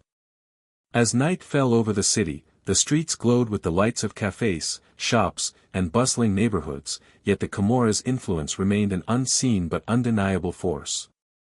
Deals were brokered quietly, disputes resolved behind closed doors, and power consolidated with patient calculation. Naples continued to live, breathe, and grow, all under the careful, unyielding guidance of an organization that had mastered the balance of fear, loyalty, and strategy, and whose story, though often hidden in the shadows, would leave an indelible mark on the city for decades to come. The 1980s arrived in Naples with a mixture of promise and volatility. The city was transforming, modernizing in some districts while struggling with poverty and neglect in others. Streets that once echoed with the chaotic bustle of markets and neighborhoods now carried new rhythms, construction cranes loomed over historic piazzas, commercial districts expanded, and the promise of economic development mingled uneasily with the persistent shadows of organized crime. Amid this shifting landscape, the Camorra had entrenched itself more deeply than ever, its influence stretching into nearly every corner of civic, social, and economic life. By this time, Rafael Cutillo had emerged as one of the most formidable figures in the organization's history. His rise was marked not merely by brute force, but by intelligence, foresight, and an uncanny ability to read both people and circumstances. Cutillo understood that control was about more than instilling fear, it was about creating a network that could endure both internal rivalries and external pressures. Loyalty was rewarded, betrayal was punished with precision, and the organization's hierarchy was both rigid and adaptable, a structure designed to ensure the continuity of power even amidst turmoil. The Camorra's operations had grown increasingly complex during this period. They were no longer limited to extortion, smuggling, and localized rackets. By carefully infiltrating legitimate businesses, labor unions, and political institutions, they had created a web of influence that was both extensive and difficult to penetrate. Construction projects, for instance, were often subject to the organization's oversight, with contracts awarded to allies and materials funneled through their controlled networks. Even as the city projected an image of progress, the Camorra ensured that every opportunity for profit or influence passed through its hands, quietly shaping the economic and social structure of Naples. Naples itself provided a unique environment for such influence to flourish. Wealth and poverty existed side by side, upscale districts enjoyed modernization and security, while working-class neighborhoods remained susceptible to both exploitation and protection by the Camorra. In these areas, the organization operated as both arbiter and enforcer, mediating disputes, protecting local businesses, and controlling the flow of essential goods. For residents, the Camorra was simultaneously feared and relied upon, a duality that reinforced the organization's power while embedding it into daily life. One of Cutillo's key strategies during this era was the consolidation of smaller clans under his leadership. Through a combination of diplomacy, intimidation, and selective violence, he absorbed or neutralized rivals, creating a more centralized and coordinated network. This not only strengthened the Camorra's internal cohesion but also increased its capacity to manipulate external systems, from municipal governance to commercial enterprises. Cutillo's vision transformed the organization into a powerful, disciplined machine capable of sustaining both long-term influence and rapid tactical response when needed. The Camorra's reach into politics was particularly significant. Local officials, eager to maintain order and secure political advantage, increasingly depended on the organization's networks. Votes were influenced, contracts were steered toward compliant businesses, and social programs were subtly controlled to favor the organization's allies. This symbiosis between the Camorra and political figures created an environment in which the organization's authority was largely unquestioned, its presence normalized as a necessary and unavoidable element of city life. At the same time, the Camorra's activities were not without risk. Law enforcement efforts, though often hampered by corruption or lack of resources, continued to pose a threat. Inter-clan rivalries and personal vendettas created additional tension, sometimes erupting into violence that reverberated through the city's neighborhoods. Cutelo's leadership emphasized vigilance and strategic foresight, ensuring that threats were neutralized and opportunities maximized. Every act, whether negotiation, intimidation, or enforcement, was calculated to preserve both power and stability within the organization.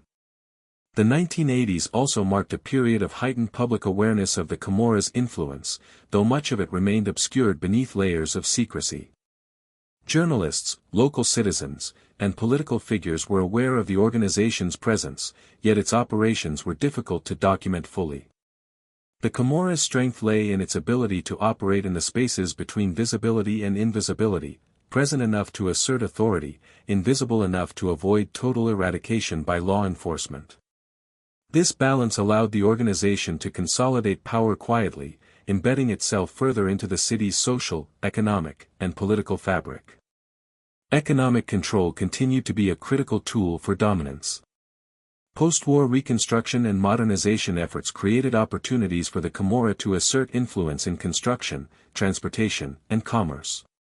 Smuggling networks remained profitable, extending to international trade and creating additional financial leverage. By integrating these activities with legitimate enterprises, the Camorra ensured a continuous flow of resources that supported both day-to-day operations and long-term strategic goals. This combination of legitimate and illicit influence solidified the organization's status as a dominant force in Naples. Despite these advances, the Camorra's leadership understood that longevity required constant adaptation. Cutelo and his inner circle studied the changing social, economic, and political environment, anticipating challenges and preparing responses in advance. Rival clans, emerging criminal enterprises, and shifts in municipal policies were all considered carefully. This foresight allowed the organization to maintain stability and control, ensuring that their influence was not only sustained but expanded even as the city underwent rapid change. By the late 1980s, the Camorra's power in Naples was pervasive and resilient. Their influence extended into neighborhoods, markets, politics, and institutions, shaping the city's rhythm in ways that were often invisible yet inescapable. Ordinary citizens continued daily routines, children played in piazzas, vendors sold goods, and families gathered for meals, largely unaware of the intricate networks quietly controlling their lives. The Camorra's combination of strategic foresight, disciplined organization, and psychological mastery had transformed Naples into a city where authority was exercised quietly but unyieldingly, and where the balance of fear, loyalty, and opportunity ensured that their dominion would endure for generations to come. As night fell, the lights of the city glimmered across the bay, and life seemed to carry on as normal. Yet behind the scenes, the Camorra's operations were as active as ever, alliances were negotiated, rivalries managed, and influence extended. Every business, neighborhood, and political decision was subtly touched by their hand. Naples moved to a rhythm guided not only by its residents but also by an organization that had perfected the art of control, embedding itself into the very heart of the city's life, ensuring that its legacy, both feared and respected, would remain unbroken. The early 1990s in Naples were a period of both uncertainty and opportunity. The city had seen decades of rebuilding, modernization, and economic expansion, yet the undercurrents of organized crime remained a constant presence, shaping the rhythms of daily life in ways both subtle and profound. Naples streets, markets, and neighborhoods carried on their ordinary bustle, children played in sunlit squares, merchants called out their wares, and families shared meals in cramped apartments.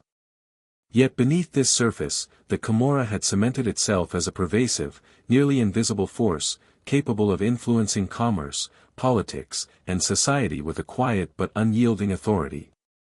By this time, Raffaele Cutolo and other emerging leaders had perfected the duality that had long defined the organization, the simultaneous projection of benevolence and the silent imposition of control.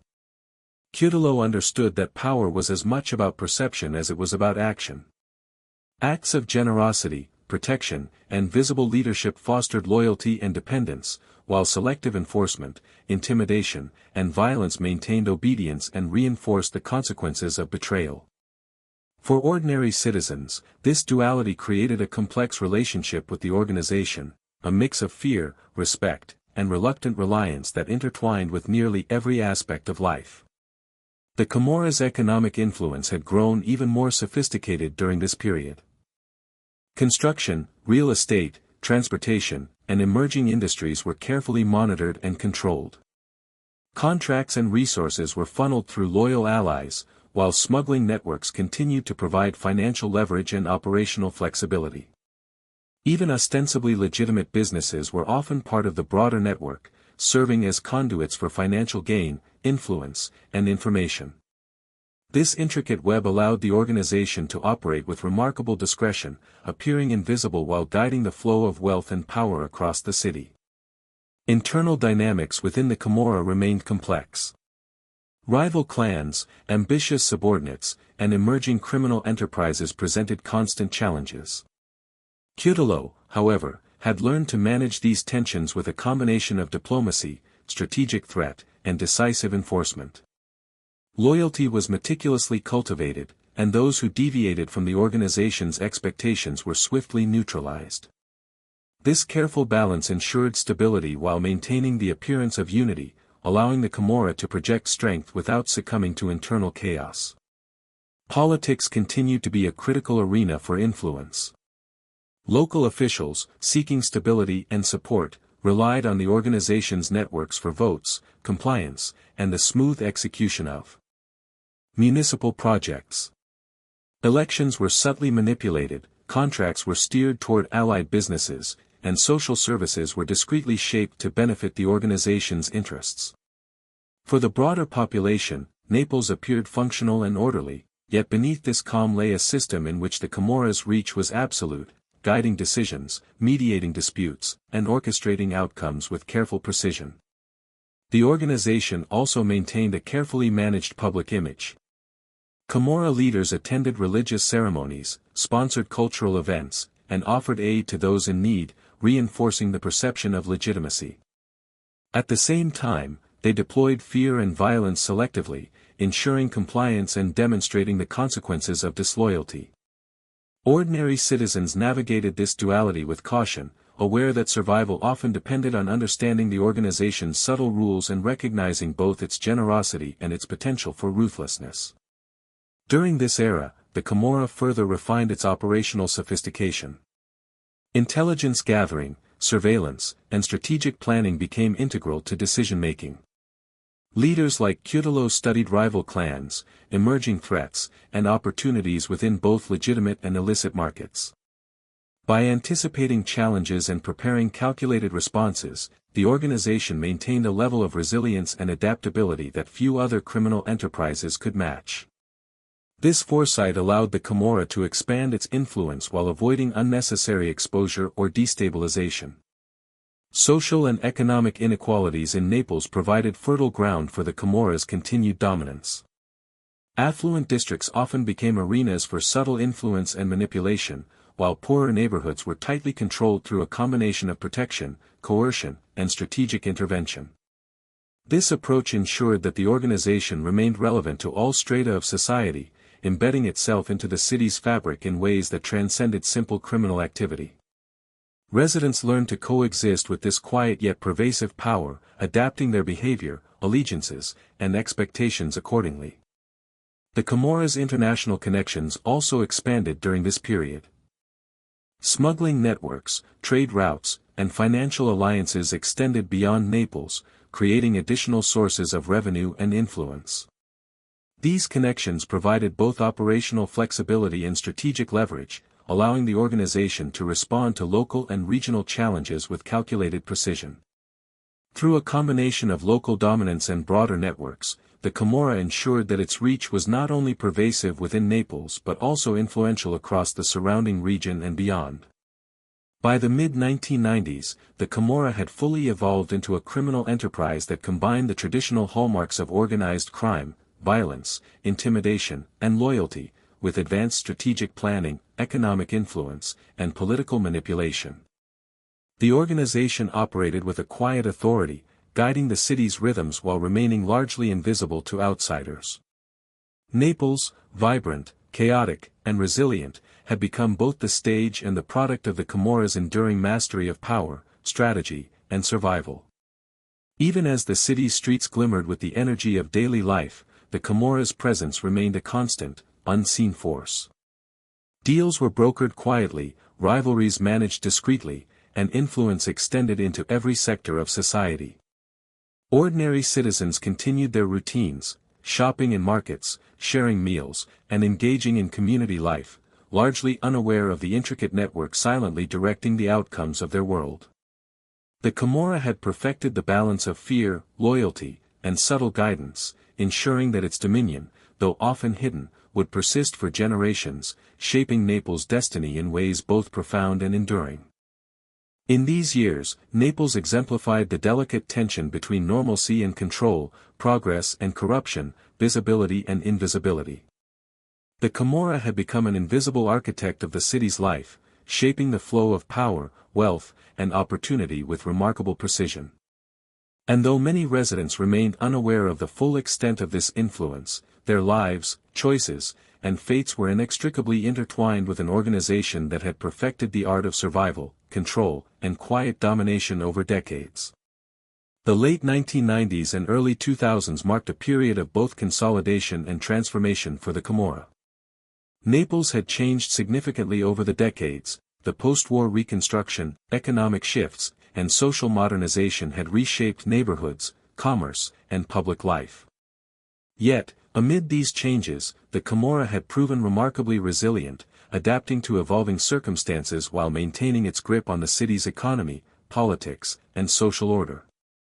Their influence was no longer merely local, it had become regional, reaching beyond the city limits to touch surrounding provinces and even international trade routes. By this time, Raffaele Cutolo's strategies had set the stage for the Camorra to operate with unprecedented sophistication. He had demonstrated that raw violence alone could not sustain an organization. Control required foresight, subtlety, and the cultivation of loyalty at every level. Cutolo's methods emphasized discipline, strategic alliances, and careful management of both internal rivalries and external threats. The younger generation of Camorra leaders, many inspired by his example, continued to refine these tactics, creating an organization that was as adept at negotiation and manipulation as it was at enforcement and intimidation. Economic control had become central to the organization's enduring power. Construction, waste management, transportation, and real estate were carefully monitored and, in many cases, dominated by the Camorra. Contracts were funneled through loyal allies, resources were directed to benefit the organization, and smuggling networks ensured continued revenue and influence. The Camorra had mastered the delicate balance of legal and illegal enterprises, embedding itself so thoroughly into the fabric of Naples' economy that even ordinary citizens were subtly influenced by their presence without fully realizing it. Social influence was equally critical.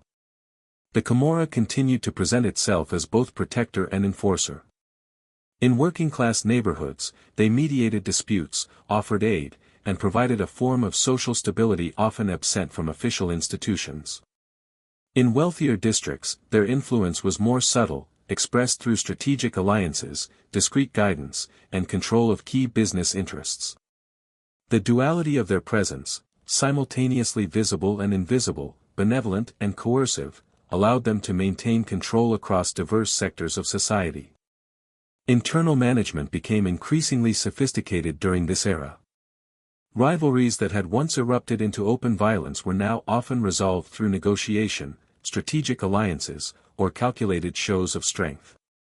Leaders understood the importance of managing ambition and dissent within the organization, ensuring that loyalty was maintained without destabilizing the broader structure. Punishments for betrayal remained swift and severe, but the Camorra had learned that careful cultivation of loyalty and reward could be equally effective in maintaining internal cohesion. The Camorra's political influence remained pervasive. Local elections, municipal projects, and regulatory decisions were often subtly shaped by the organization's networks. Politicians relied on the Camorra for voter mobilization, enforcement of compliance, and guidance on the distribution of contracts. In return, the organization ensured that their interests were protected and their operations uninterrupted. This mutually beneficial relationship reinforced the Camorra's position as a shadow authority within Naples, operating in tandem with, and often above, official institutions. At the same time, law enforcement and judicial efforts were intensifying. Authorities had begun to recognize the Camorra's reach and sophistication, and investigations, arrests, and trials increased. Yet, the organization's adaptability and deep networks allowed it to absorb these pressures, often continuing operations with minimal disruption. Cutolo and his successors had instilled a culture of strategic foresight, ensuring that the organization could navigate challenges while maintaining operational continuity. The Camorra also leveraged international connections during this period. Smuggling routes extended beyond Italy, and alliances with foreign criminal enterprises provided both revenue and strategic advantages. These connections allowed the Camorra to expand its influence while diversifying its operations, making the organization more resilient to local disruptions and enhancing its capacity for both profit and power. Cultural perception remained an essential tool. By attending religious events, sponsoring festivals, and providing aid to select communities, the Camorra continued to cultivate an image of legitimacy and moral authority. At the same time, the threat of violence remained implicit, ensuring that compliance was never optional. Residents learned to navigate this dual reality, recognizing the importance of loyalty, discretion, and respect in a city where the Camorra's influence touched nearly every aspect of daily life. By the early 2000s, the Camorra had become more than a criminal organization, it had become an institution woven into the city's social, economic, and political fabric. Its influence was pervasive, operating across neighborhoods, industries, and local governance. The organization had perfected the balance of fear, loyalty, and subtle guidance, ensuring that its power endured even as Naples continued to evolve. As twilight fell over the city, the streets glimmered with lights from cafes, shops, and residential buildings. Life seemed ordinary, yet beneath this calm, the Camorra continued its quiet orchestration of power. Deals were brokered, rivalries managed, and influence extended, all with a precision that had been honed over decades.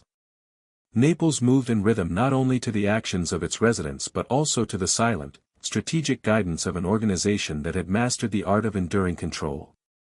The Camorra, invisible yet omnipresent, remained an enduring force, shaping the city's destiny in ways both subtle and profound, and ensuring that its legacy of dominance would persist well into the new century. The early 2000s in Naples were marked by both continuity and change, as the city navigated the challenges of modernization, economic pressures, and shifting social dynamics. Yet throughout this period, the Camorra's influence remained a constant, quietly shaping the rhythms of daily life. The organization had evolved into a sophisticated network, blending traditional criminal activities with strategic economic, social, and political control. While the city's streets hummed with commerce, the laughter of children, and the bustling energy of urban life, an invisible force orchestrated much of what unfolded behind the scenes, ensuring that the Camorra maintained its grip across nearly every sphere of Neapolitan society.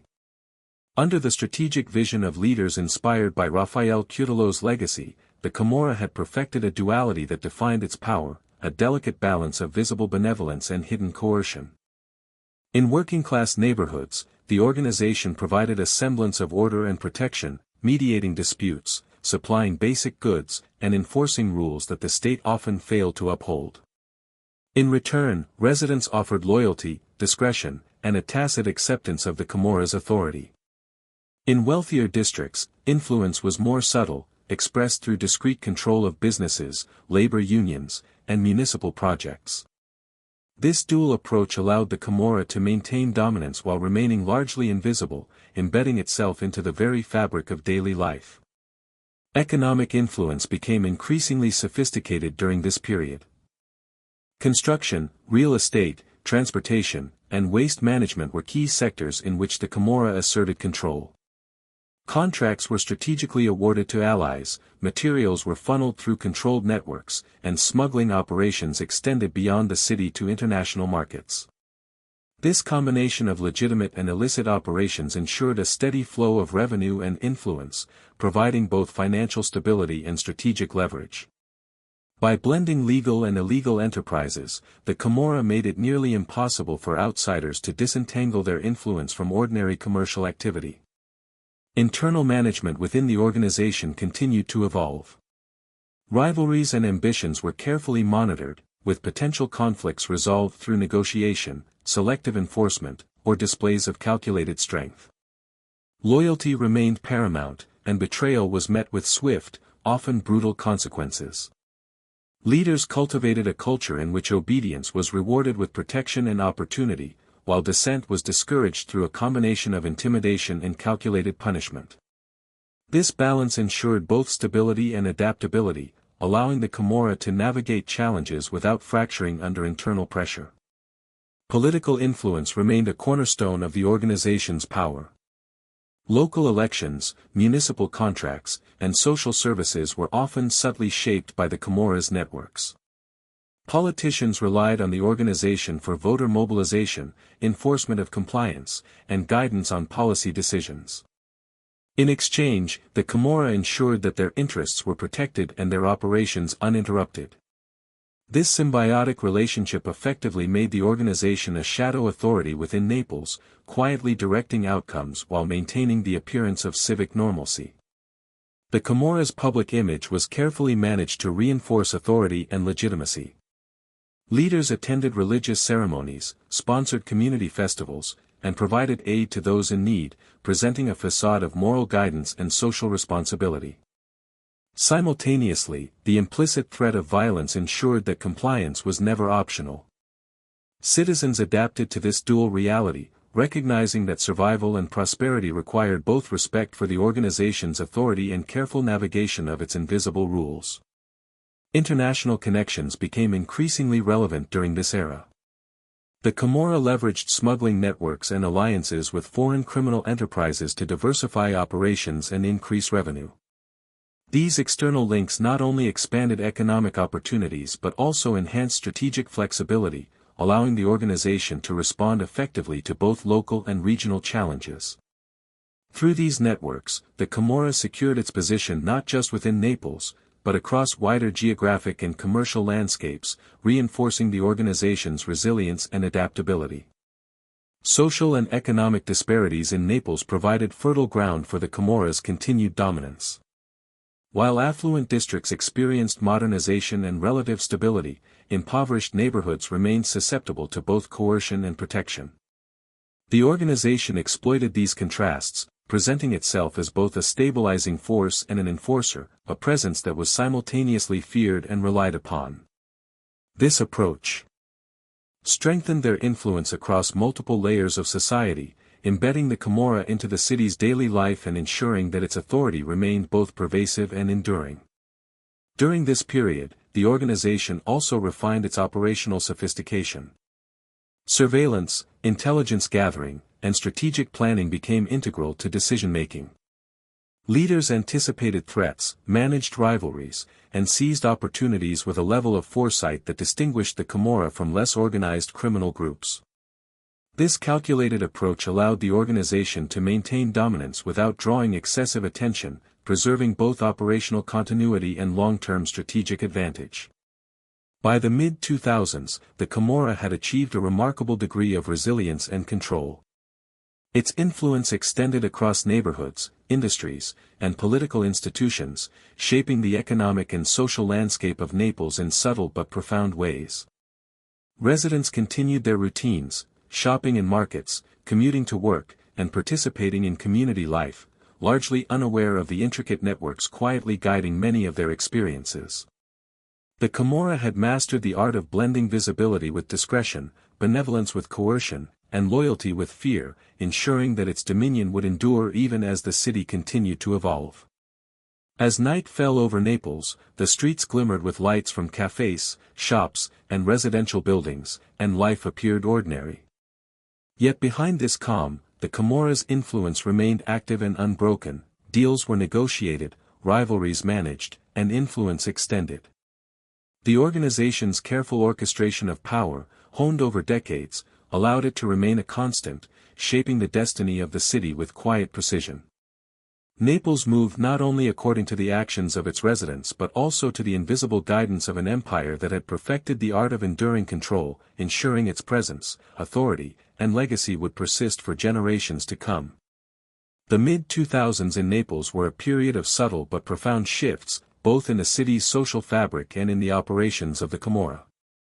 Naples was alive with the rhythms of urban life, bustling markets, crowded streets, the scent of fresh bread wafting through alleyways, children laughing in sunlit piazzas, and the gentle chatter of families gathering for evening meals. On the surface, life appeared ordinary, even idyllic, yet beneath this calm, a vast and intricate network continued to govern much of the city's economic, social, and political activity. The Camorra, having honed its strategies over decades, had solidified its control, blending visible influence with hidden authority to become an enduring force that shaped the very heartbeat of Naples. By now, the Camorra's structure was highly sophisticated. The organization operated like a meticulously calibrated machine, with defined hierarchies, delegated responsibilities, and specialized divisions managing finance, enforcement, intelligence, and political relations.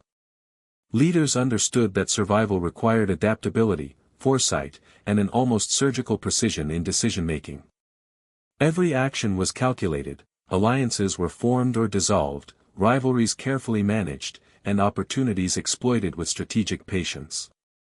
Violence, though still present, was employed with discretion, ensuring it served the organization's objectives without inviting unnecessary law enforcement scrutiny or public backlash. The economic influence of the Camorra had expanded even further during this era. Construction projects, real estate developments, waste management contracts, and transportation networks were all areas where the organization had established near-total control. By funneling contracts and resources through loyal operatives, the Camorra ensured that its interests were protected while generating immense financial gain. Smuggling networks continued to operate alongside legitimate enterprises, providing both revenue and strategic leverage. This combination of legal and illicit operations created an intricate web that allowed the organization to influence nearly every aspect of the city's commerce and industry, often without the awareness of ordinary citizens. Socially, the Camorra maintained its dual strategy of benevolence and coercion. In poorer neighborhoods, they provided a form of stability that the state often could not, mediating disputes, protecting local businesses, and occasionally offering financial or material assistance to those in need. In more affluent districts, influence was exerted subtly, through control of businesses, manipulation of contracts, and guidance of municipal projects.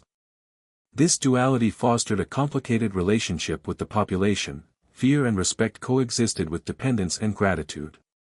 Residents learned to navigate the organization's invisible rules, understanding that survival and prosperity were intertwined with recognition of its authority.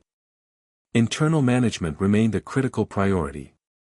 As the organization grew, the potential for rivalries and dissent increased. Leaders employed a combination of diplomacy, strategic threat, and calculated enforcement to maintain cohesion. Loyalty was meticulously nurtured and rewarded, while betrayal or insubordination was met with decisive consequences. Cutelo's legacy and teachings influenced this generation, emphasizing the importance of foresight, discipline, and careful management of human relationships within the organization.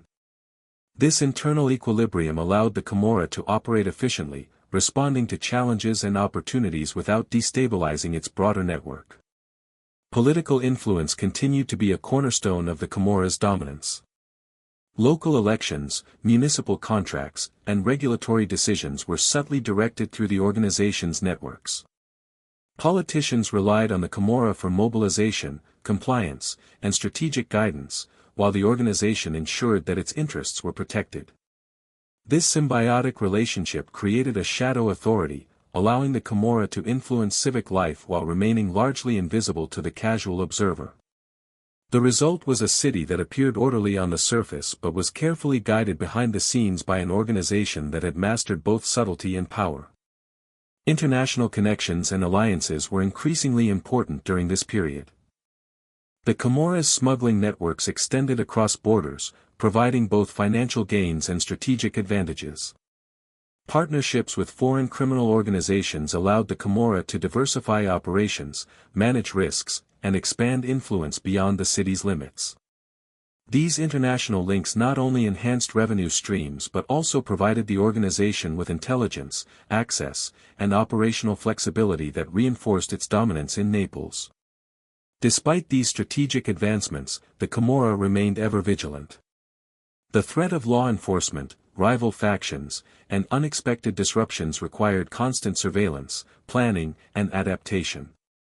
Leaders cultivated intelligence networks, monitored emerging challenges, and positioned loyal operatives to respond swiftly to any threat. This proactive approach ensured that the organization could maintain its authority even in the face of legal scrutiny or internal instability. Cultural influence remained a subtle but powerful tool.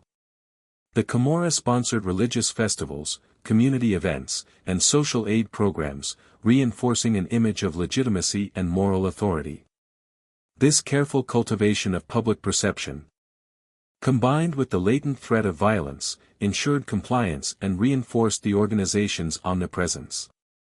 Ordinary citizens adapted to this reality, integrating the Camorra's presence into the rhythms of daily life, balancing fear with reliance, and respect with caution.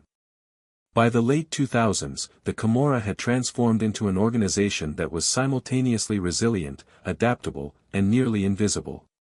Its influence touched every corner of Naples, from bustling marketplaces to quiet residential streets, guiding economic decisions, mediating social interactions, and subtly orchestrating political outcomes. Residents continued their routines largely unaware of the intricate networks directing their environment, living lives shaped by an invisible authority that had perfected the art of subtle control over decades. As dusk settled over Naples, the glow of streetlights reflected off cobblestones and bay waters alike. Life moved forward, vendors closed shops, families gathered for dinner, and children played in quiet squares. Yet beneath this calm, the Camorra's operations persisted, quietly enforcing loyalty, managing rivals, and extending influence. Naples, vibrant and enduring, continued to function under the strategic orchestration of an organization that had mastered the delicate balance of fear, loyalty, and benevolence, a presence as invisible as it was unyielding, shaping the city's destiny with precision and patience, ensuring that its legacy of control would endure well into the future. The early 2010s in Naples were a time of both challenge and continuity, a period when the city's pulse continued to beat with its familiar rhythm of markets, piazzas, and bustling streets, yet the undercurrents of power and influence ran deeper than most could see. Naples had evolved in countless ways over the decades. Modern buildings now dotted the skyline, commerce thrived in new sectors, and technology began to reshape everyday life. But despite these changes, the Camorra maintained a remarkable degree of dominance, its presence woven into the city's social, economic, and political fabric. To the casual observer, life seemed ordinary, yet beneath this surface, a sophisticated and enduring network quietly orchestrated much of the city's reality. During this era, the Camorra's operations reflected an organization that had learned from decades of experience. Violence, while still a tool, was used strategically rather than impulsively. Assassinations, threats, and displays of force were carefully calculated to reinforce loyalty, deter rivals, and maintain the organization's authority without attracting unnecessary attention from law enforcement or the public. Leaders emphasized intelligence, foresight, and discretion, understanding that subtle influence often proved more enduring than overt intimidation. The organization had become a master of blending the visible and invisible, balancing coercion with guidance, and fear with reliance. Economic influence was more critical than ever. The Camorra's reach extended into construction, real estate, waste management, and various commercial enterprises, both legitimate and illicit. By controlling contracts, resources, and labor flows, the organization ensured a continuous stream of revenue and influence. Smuggling and international connections remained integral, providing additional financial leverage and operational flexibility.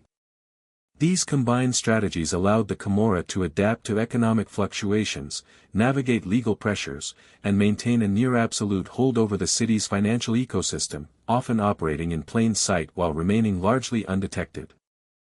The organization's social strategy was equally nuanced. In poorer neighborhoods, the Camorra continued to function as a quasi-governing entity, mediating disputes, protecting local businesses, and occasionally offering aid or support where the state had failed. In wealthier districts, influence was exerted subtly, often through business partnerships, strategic guidance, or discreet pressure on municipal projects. This dual approach fostered complex relationships with the population. Residents were both wary of the Camorra's power and, at times, reliant on its protection or assistance. Navigating these relationships required vigilance, discretion, and a deep understanding of the unspoken rules that governed life in the city. Internal cohesion remained a priority. As the organization grew, so did the potential for rivalries, dissent, and fragmentation. Leaders employed a combination of diplomacy, strategic threat, and decisive action to maintain stability.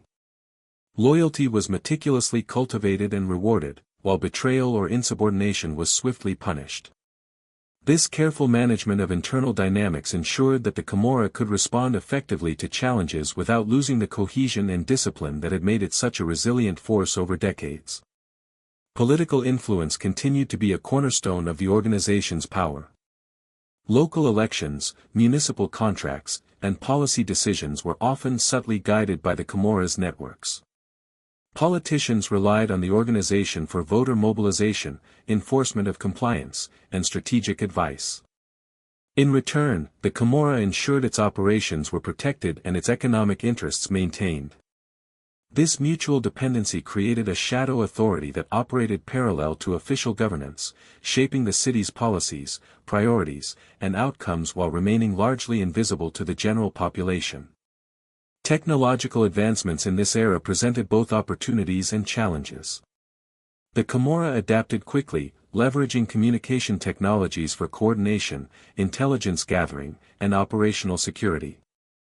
Digital tools enhanced the organization's ability to monitor rivals, track financial flows, and manage complex logistics across neighborhoods, districts, and even international connections.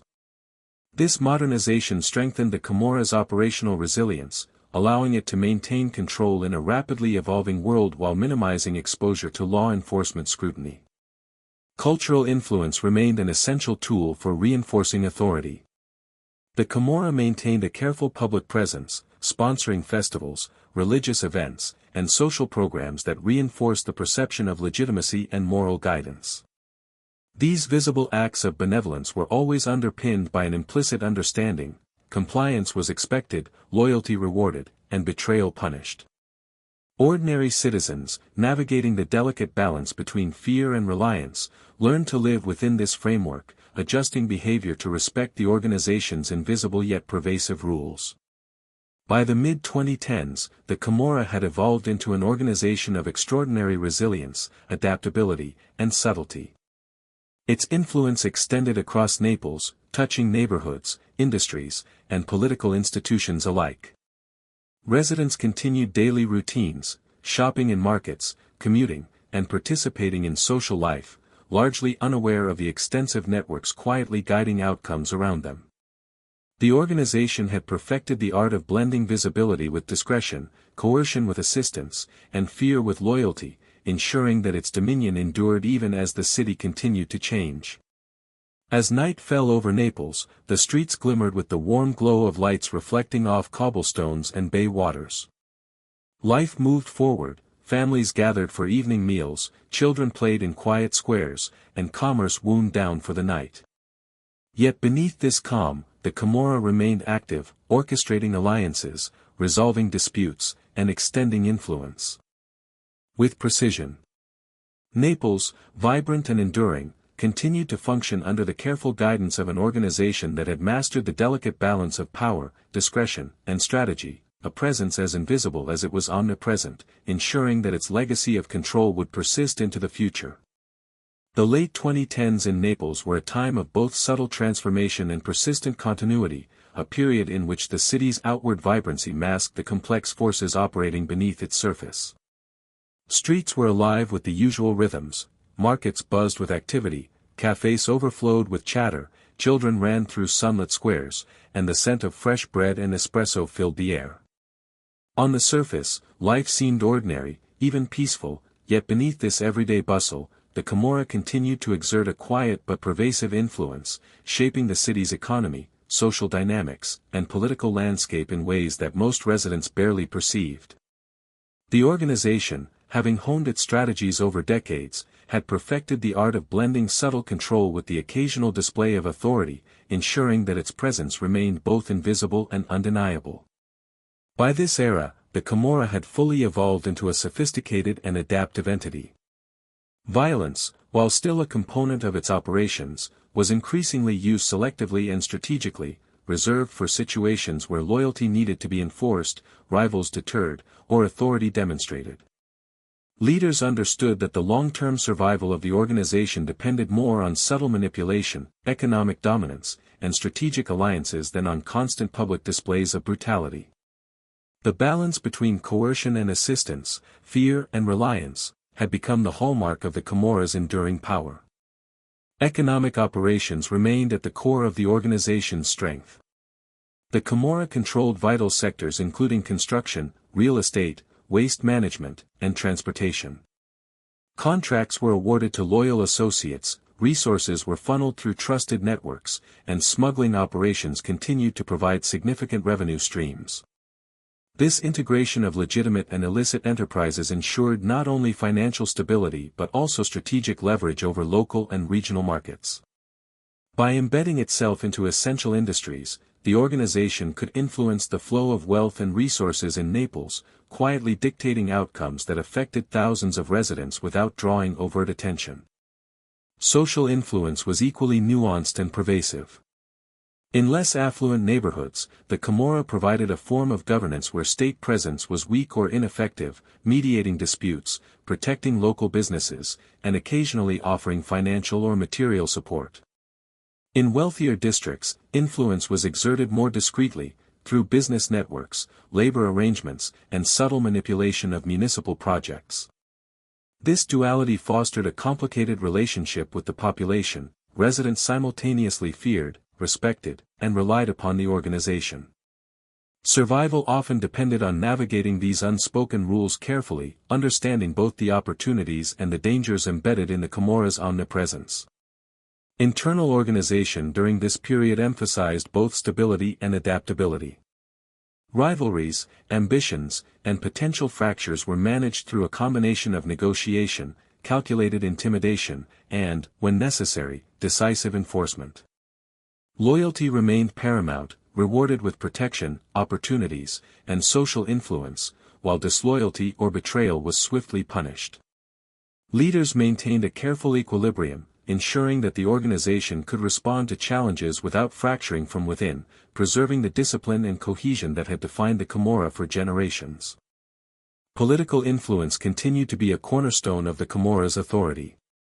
Local elections, public contracts, zoning decisions, and policy initiatives were often subtly shaped through the organization's networks. Politicians, in need of votes and compliance enforcement, relied on the Camorra's reach to secure outcomes, while the organization ensured its operations were protected and economic interests maintained. This symbiosis created a shadow governance system, operating alongside formal civic institutions yet exercising decisive influence over the city's direction. Technological advancements in this era enhanced the Camorra's operational capabilities. Communication technologies, digital surveillance, and data management allowed for more effective coordination of personnel, monitoring of rival activities, and management of complex financial networks. These tools strengthened the organization's ability to maintain control, respond to threats, and optimize operations with greater efficiency than ever before.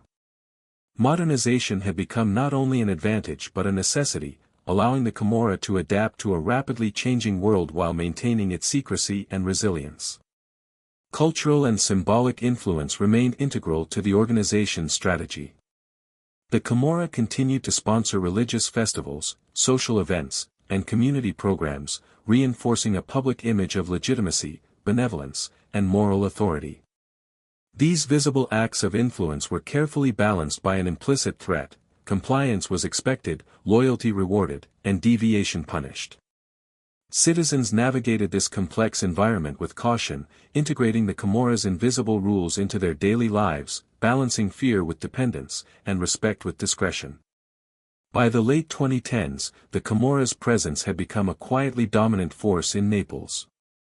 Its influence permeated neighborhoods, industries, and political institutions, subtly guiding economic and social outcomes while maintaining an almost invisible profile. Residents continued their daily routines, shopping, working, socializing, largely unaware of the extensive networks quietly shaping their environment. The organization had mastered the art of blending visibility with discretion, coercion with benevolence, and fear with loyalty, ensuring that its authority remained resilient and enduring. As night settled over Naples, the city glimmered with streetlights reflecting on cobblestones, the gentle waves of the bay, and the illuminated facades of historic buildings. Life moved forward, families gathered for dinner, vendors closed their stalls, and children returned home from playgrounds. Yet beneath this calm, the Camorra remained active, quietly negotiating deals, managing rivalries, and extending influence. Naples continued to operate under the strategic orchestration of an organization that had perfected the balance of power, subtlety, and control, ensuring that its legacy, both feared and respected, would endure well into the decades to come, shaping the city's destiny in ways largely unseen but profoundly felt. The early 2020s in Naples brought with them the complex interplay of tradition and modernity, change and continuity, a period in which the city's vibrant streets, bustling markets, and lively piazzas masked the persistent influence of forces that had operated for decades. To an outsider, Naples seemed alive with its familiar rhythm: the chatter of vendors, the aroma of freshly baked bread, children playing in narrow alleys, and the soft hum of traffic along winding streets. Yet beneath this apparent normalcy, the Camorra's presence remained an enduring, almost invisible thread woven into the city's social, economic, and political fabric, quietly guiding outcomes and influencing lives with a precision honed over generations. By this era, the Camorra had reached a remarkable level of organizational sophistication. Leaders combined decades of experience with modern strategies, carefully balancing visibility with discretion. Influence with intimidation. Violence, though still a tool in their arsenal, was used judiciously, reserved for situations where loyalty needed reinforcement or rivals required neutralization. The organization's strength lay not merely in its capacity for force, but in its ability to manipulate social, economic, and political structures, creating an environment in which compliance was both expected and quietly demanded. Economically, the Camorra's influence was pervasive and diversified. The organization had consolidated control over construction, real estate, waste management, and transportation, while maintaining smuggling networks that extended well beyond Italy. Contracts, permits, and resources were meticulously funneled through trusted affiliates, ensuring both financial gain and operational stability. By integrating legal and illicit enterprises, the Camorra created an intricate web that allowed it to shape commerce and industry throughout Naples with subtlety and efficiency. These operations reinforced the organization's long-term stability, providing the wealth and influence necessary to maintain dominance without overt disruption to city life. Socially, the Camorra continued to cultivate a dual approach of benevolence and coercion. In marginalized neighborhoods, the organization offered protection, mediated disputes, and occasionally provided support where the state failed to act. In more affluent areas, influence was exerted discreetly, often through control of businesses, guidance on municipal projects, or strategic alliances with key figures. This duality cultivated a complex relationship with the population. Citizens feared the consequences of defiance but also relied on the Camorra for stability and opportunity. Survival and prosperity became contingent upon understanding and navigating these subtle rules, reinforcing the organization's omnipresent influence in everyday life. Internal management remained critical to sustaining power. The Camorra maintained rigorous oversight over its ranks, ensuring that loyalty was rewarded and dissent swiftly addressed. Ambitions, rivalries, and potential conflicts were monitored and resolved with strategic precision, blending diplomacy, intimidation, and enforcement. This careful cultivation of internal cohesion allowed the organization to operate efficiently, adapt to emerging challenges, and maintain authority across generations, ensuring that its power structure remained resilient in the face of both internal and external pressures. Political influence was as vital as ever. Local elections, public contracts, zoning decisions, and policy initiatives were subtly shaped through the organization's networks. Politicians relied on the Camorra for voter mobilization, enforcement of compliance, and strategic guidance, while the organization secured its interests and protected operations. This interplay created a shadow governance system in which the Camorra could dictate outcomes without attracting undue attention, reinforcing its authority while operating alongside official institutions. Technological advancements during this period provided both opportunities and challenges. The Camorra utilized digital communications, surveillance tools, and sophisticated intelligence-gathering techniques to coordinate operations, monitor rivals, and track financial flows. Modern technology enhanced operational efficiency, improved risk management, and allowed the organization to maintain secrecy despite the growing scrutiny of law enforcement and media. Adaptation to these tools became a hallmark of the Camorra's resilience, ensuring that the organization could thrive in a world increasingly dominated by connectivity and rapid information flow. Cultural and symbolic influence remained a central pillar of power. The Camorra sponsored religious events, community festivals, and social aid programs, projecting an image of moral guidance and benevolent oversight. This carefully curated public presence reinforced authority, built loyalty, and subtly discouraged defiance. Residents, negotiating the delicate balance of fear, reliance, and respect, incorporated these unspoken rules into their daily lives, acknowledging the organization's invisible hand in shaping both opportunities and consequences. By the mid-2020s, the Camorra's reach had become both pervasive and resilient. Its influence extended across neighborhoods, economic sectors, and political institutions, shaping outcomes in ways that were largely invisible yet profoundly impactful. Ordinary citizens continued daily routines, shopping in markets, commuting to work, attending school, largely unaware of the networks quietly orchestrating decisions that affected their lives. The organization had perfected the art of blending subtle guidance with strategic coercion, visibility with discretion, and fear with loyalty, ensuring that its dominion endured even amid evolving societal and technological landscapes. As night fell over Naples, the city glimmered with lights reflecting off cobblestones, rooftops, and the distant waters of the bay. Life moved forward, families gathered for evening meals, streets gradually quieted, and the city's rhythm slowed under the soft glow of streetlights. Yet beneath this calm, the Camorra remained vigilant and active, quietly brokering deals, managing rivalries, and extending influence with a precision honed over decades.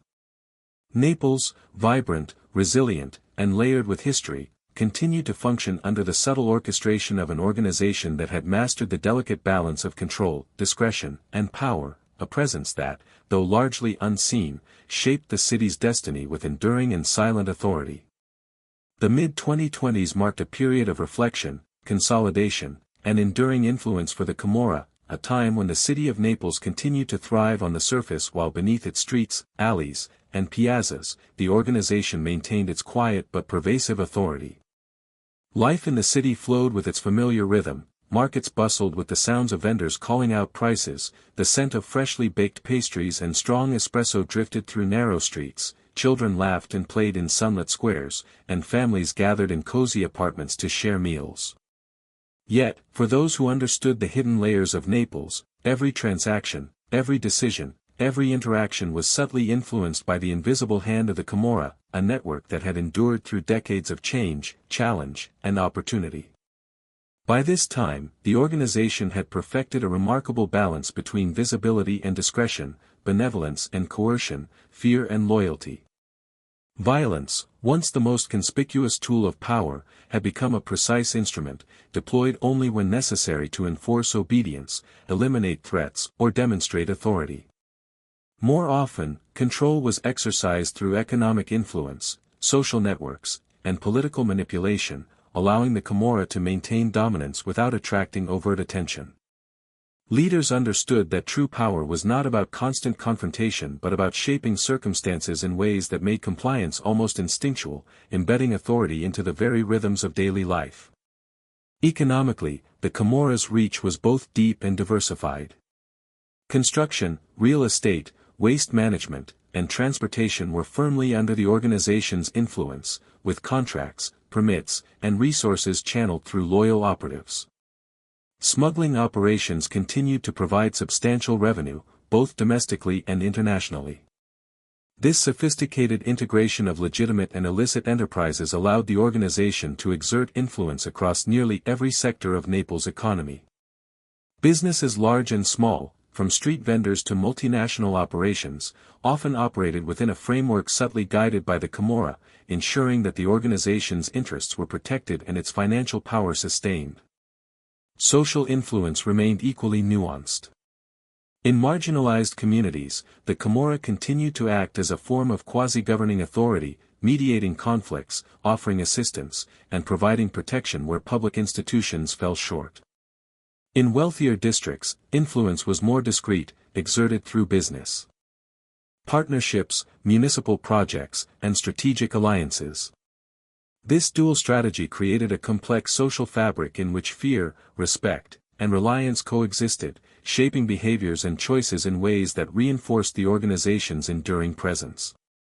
Citizens learned to navigate these invisible rules, balancing deference with opportunity, caution with calculated risk. Internal cohesion and management were central to sustaining power.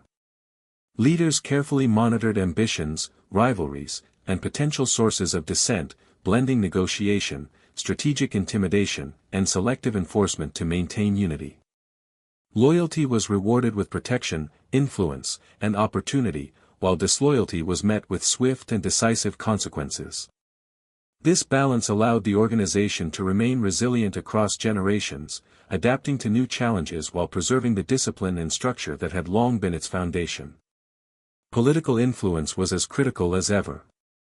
Elections, public contracts, zoning decisions, and social policies were subtly guided by the Camorra's networks. Politicians relied on the organization for mobilization, compliance, and strategic advice, while the Camorra ensured the security of its operations and the protection of its interests. This shadow governance enabled the organization to shape outcomes across the city, maintaining control over policy and decision-making without ever appearing as a dominant political force. The integration of technology further enhanced operational effectiveness. Digital communications, intelligence-gathering tools, and surveillance systems allowed the Camorra to coordinate activities, monitor rival groups, and manage financial flows with remarkable efficiency. Technology became a force multiplier, enabling the organization to maintain control in a rapidly evolving, connected world while minimizing exposure to law enforcement scrutiny. Adaptation to these tools ensured that the Camorra could continue to operate effectively despite the modern challenges of visibility, regulation, and public oversight. Cultural and symbolic influence remained a crucial aspect of authority.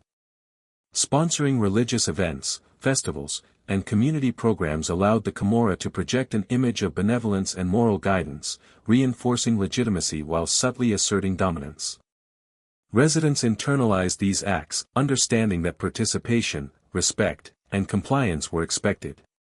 In this way, the Camorra's presence became both normalized and unavoidable, guiding behavior and shaping social expectations in a manner that was as subtle as it was effective. By the mid-2020s, the Camorra's legacy was firmly established.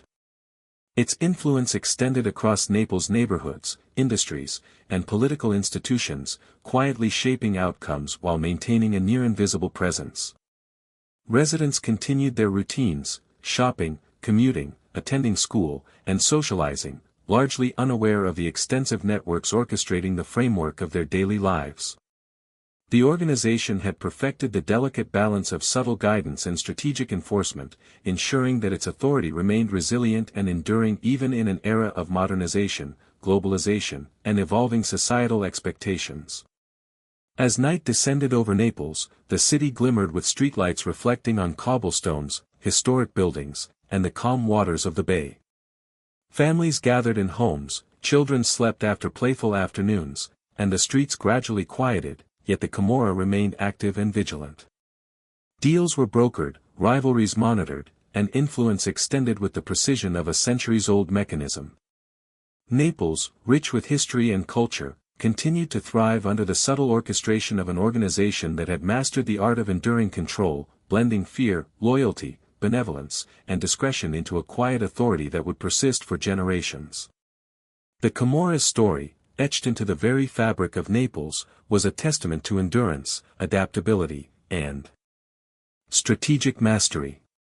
Its influence was neither sensationalized nor overtly theatrical, instead, it was woven into daily life, shaping choices, opportunities, and outcomes in ways that were largely unseen but profoundly felt. The city moved forward, vibrant, resilient, and alive, yet always under the quiet guidance of an organization that had perfected the art of survival, dominance, and subtlety. In this way, the Camorra's legacy was both enduring and inseparable from the city itself, an invisible architect of Naples' modern destiny, quietly steering its course with calculated patience, unwavering precision, and an authority that time could not diminish.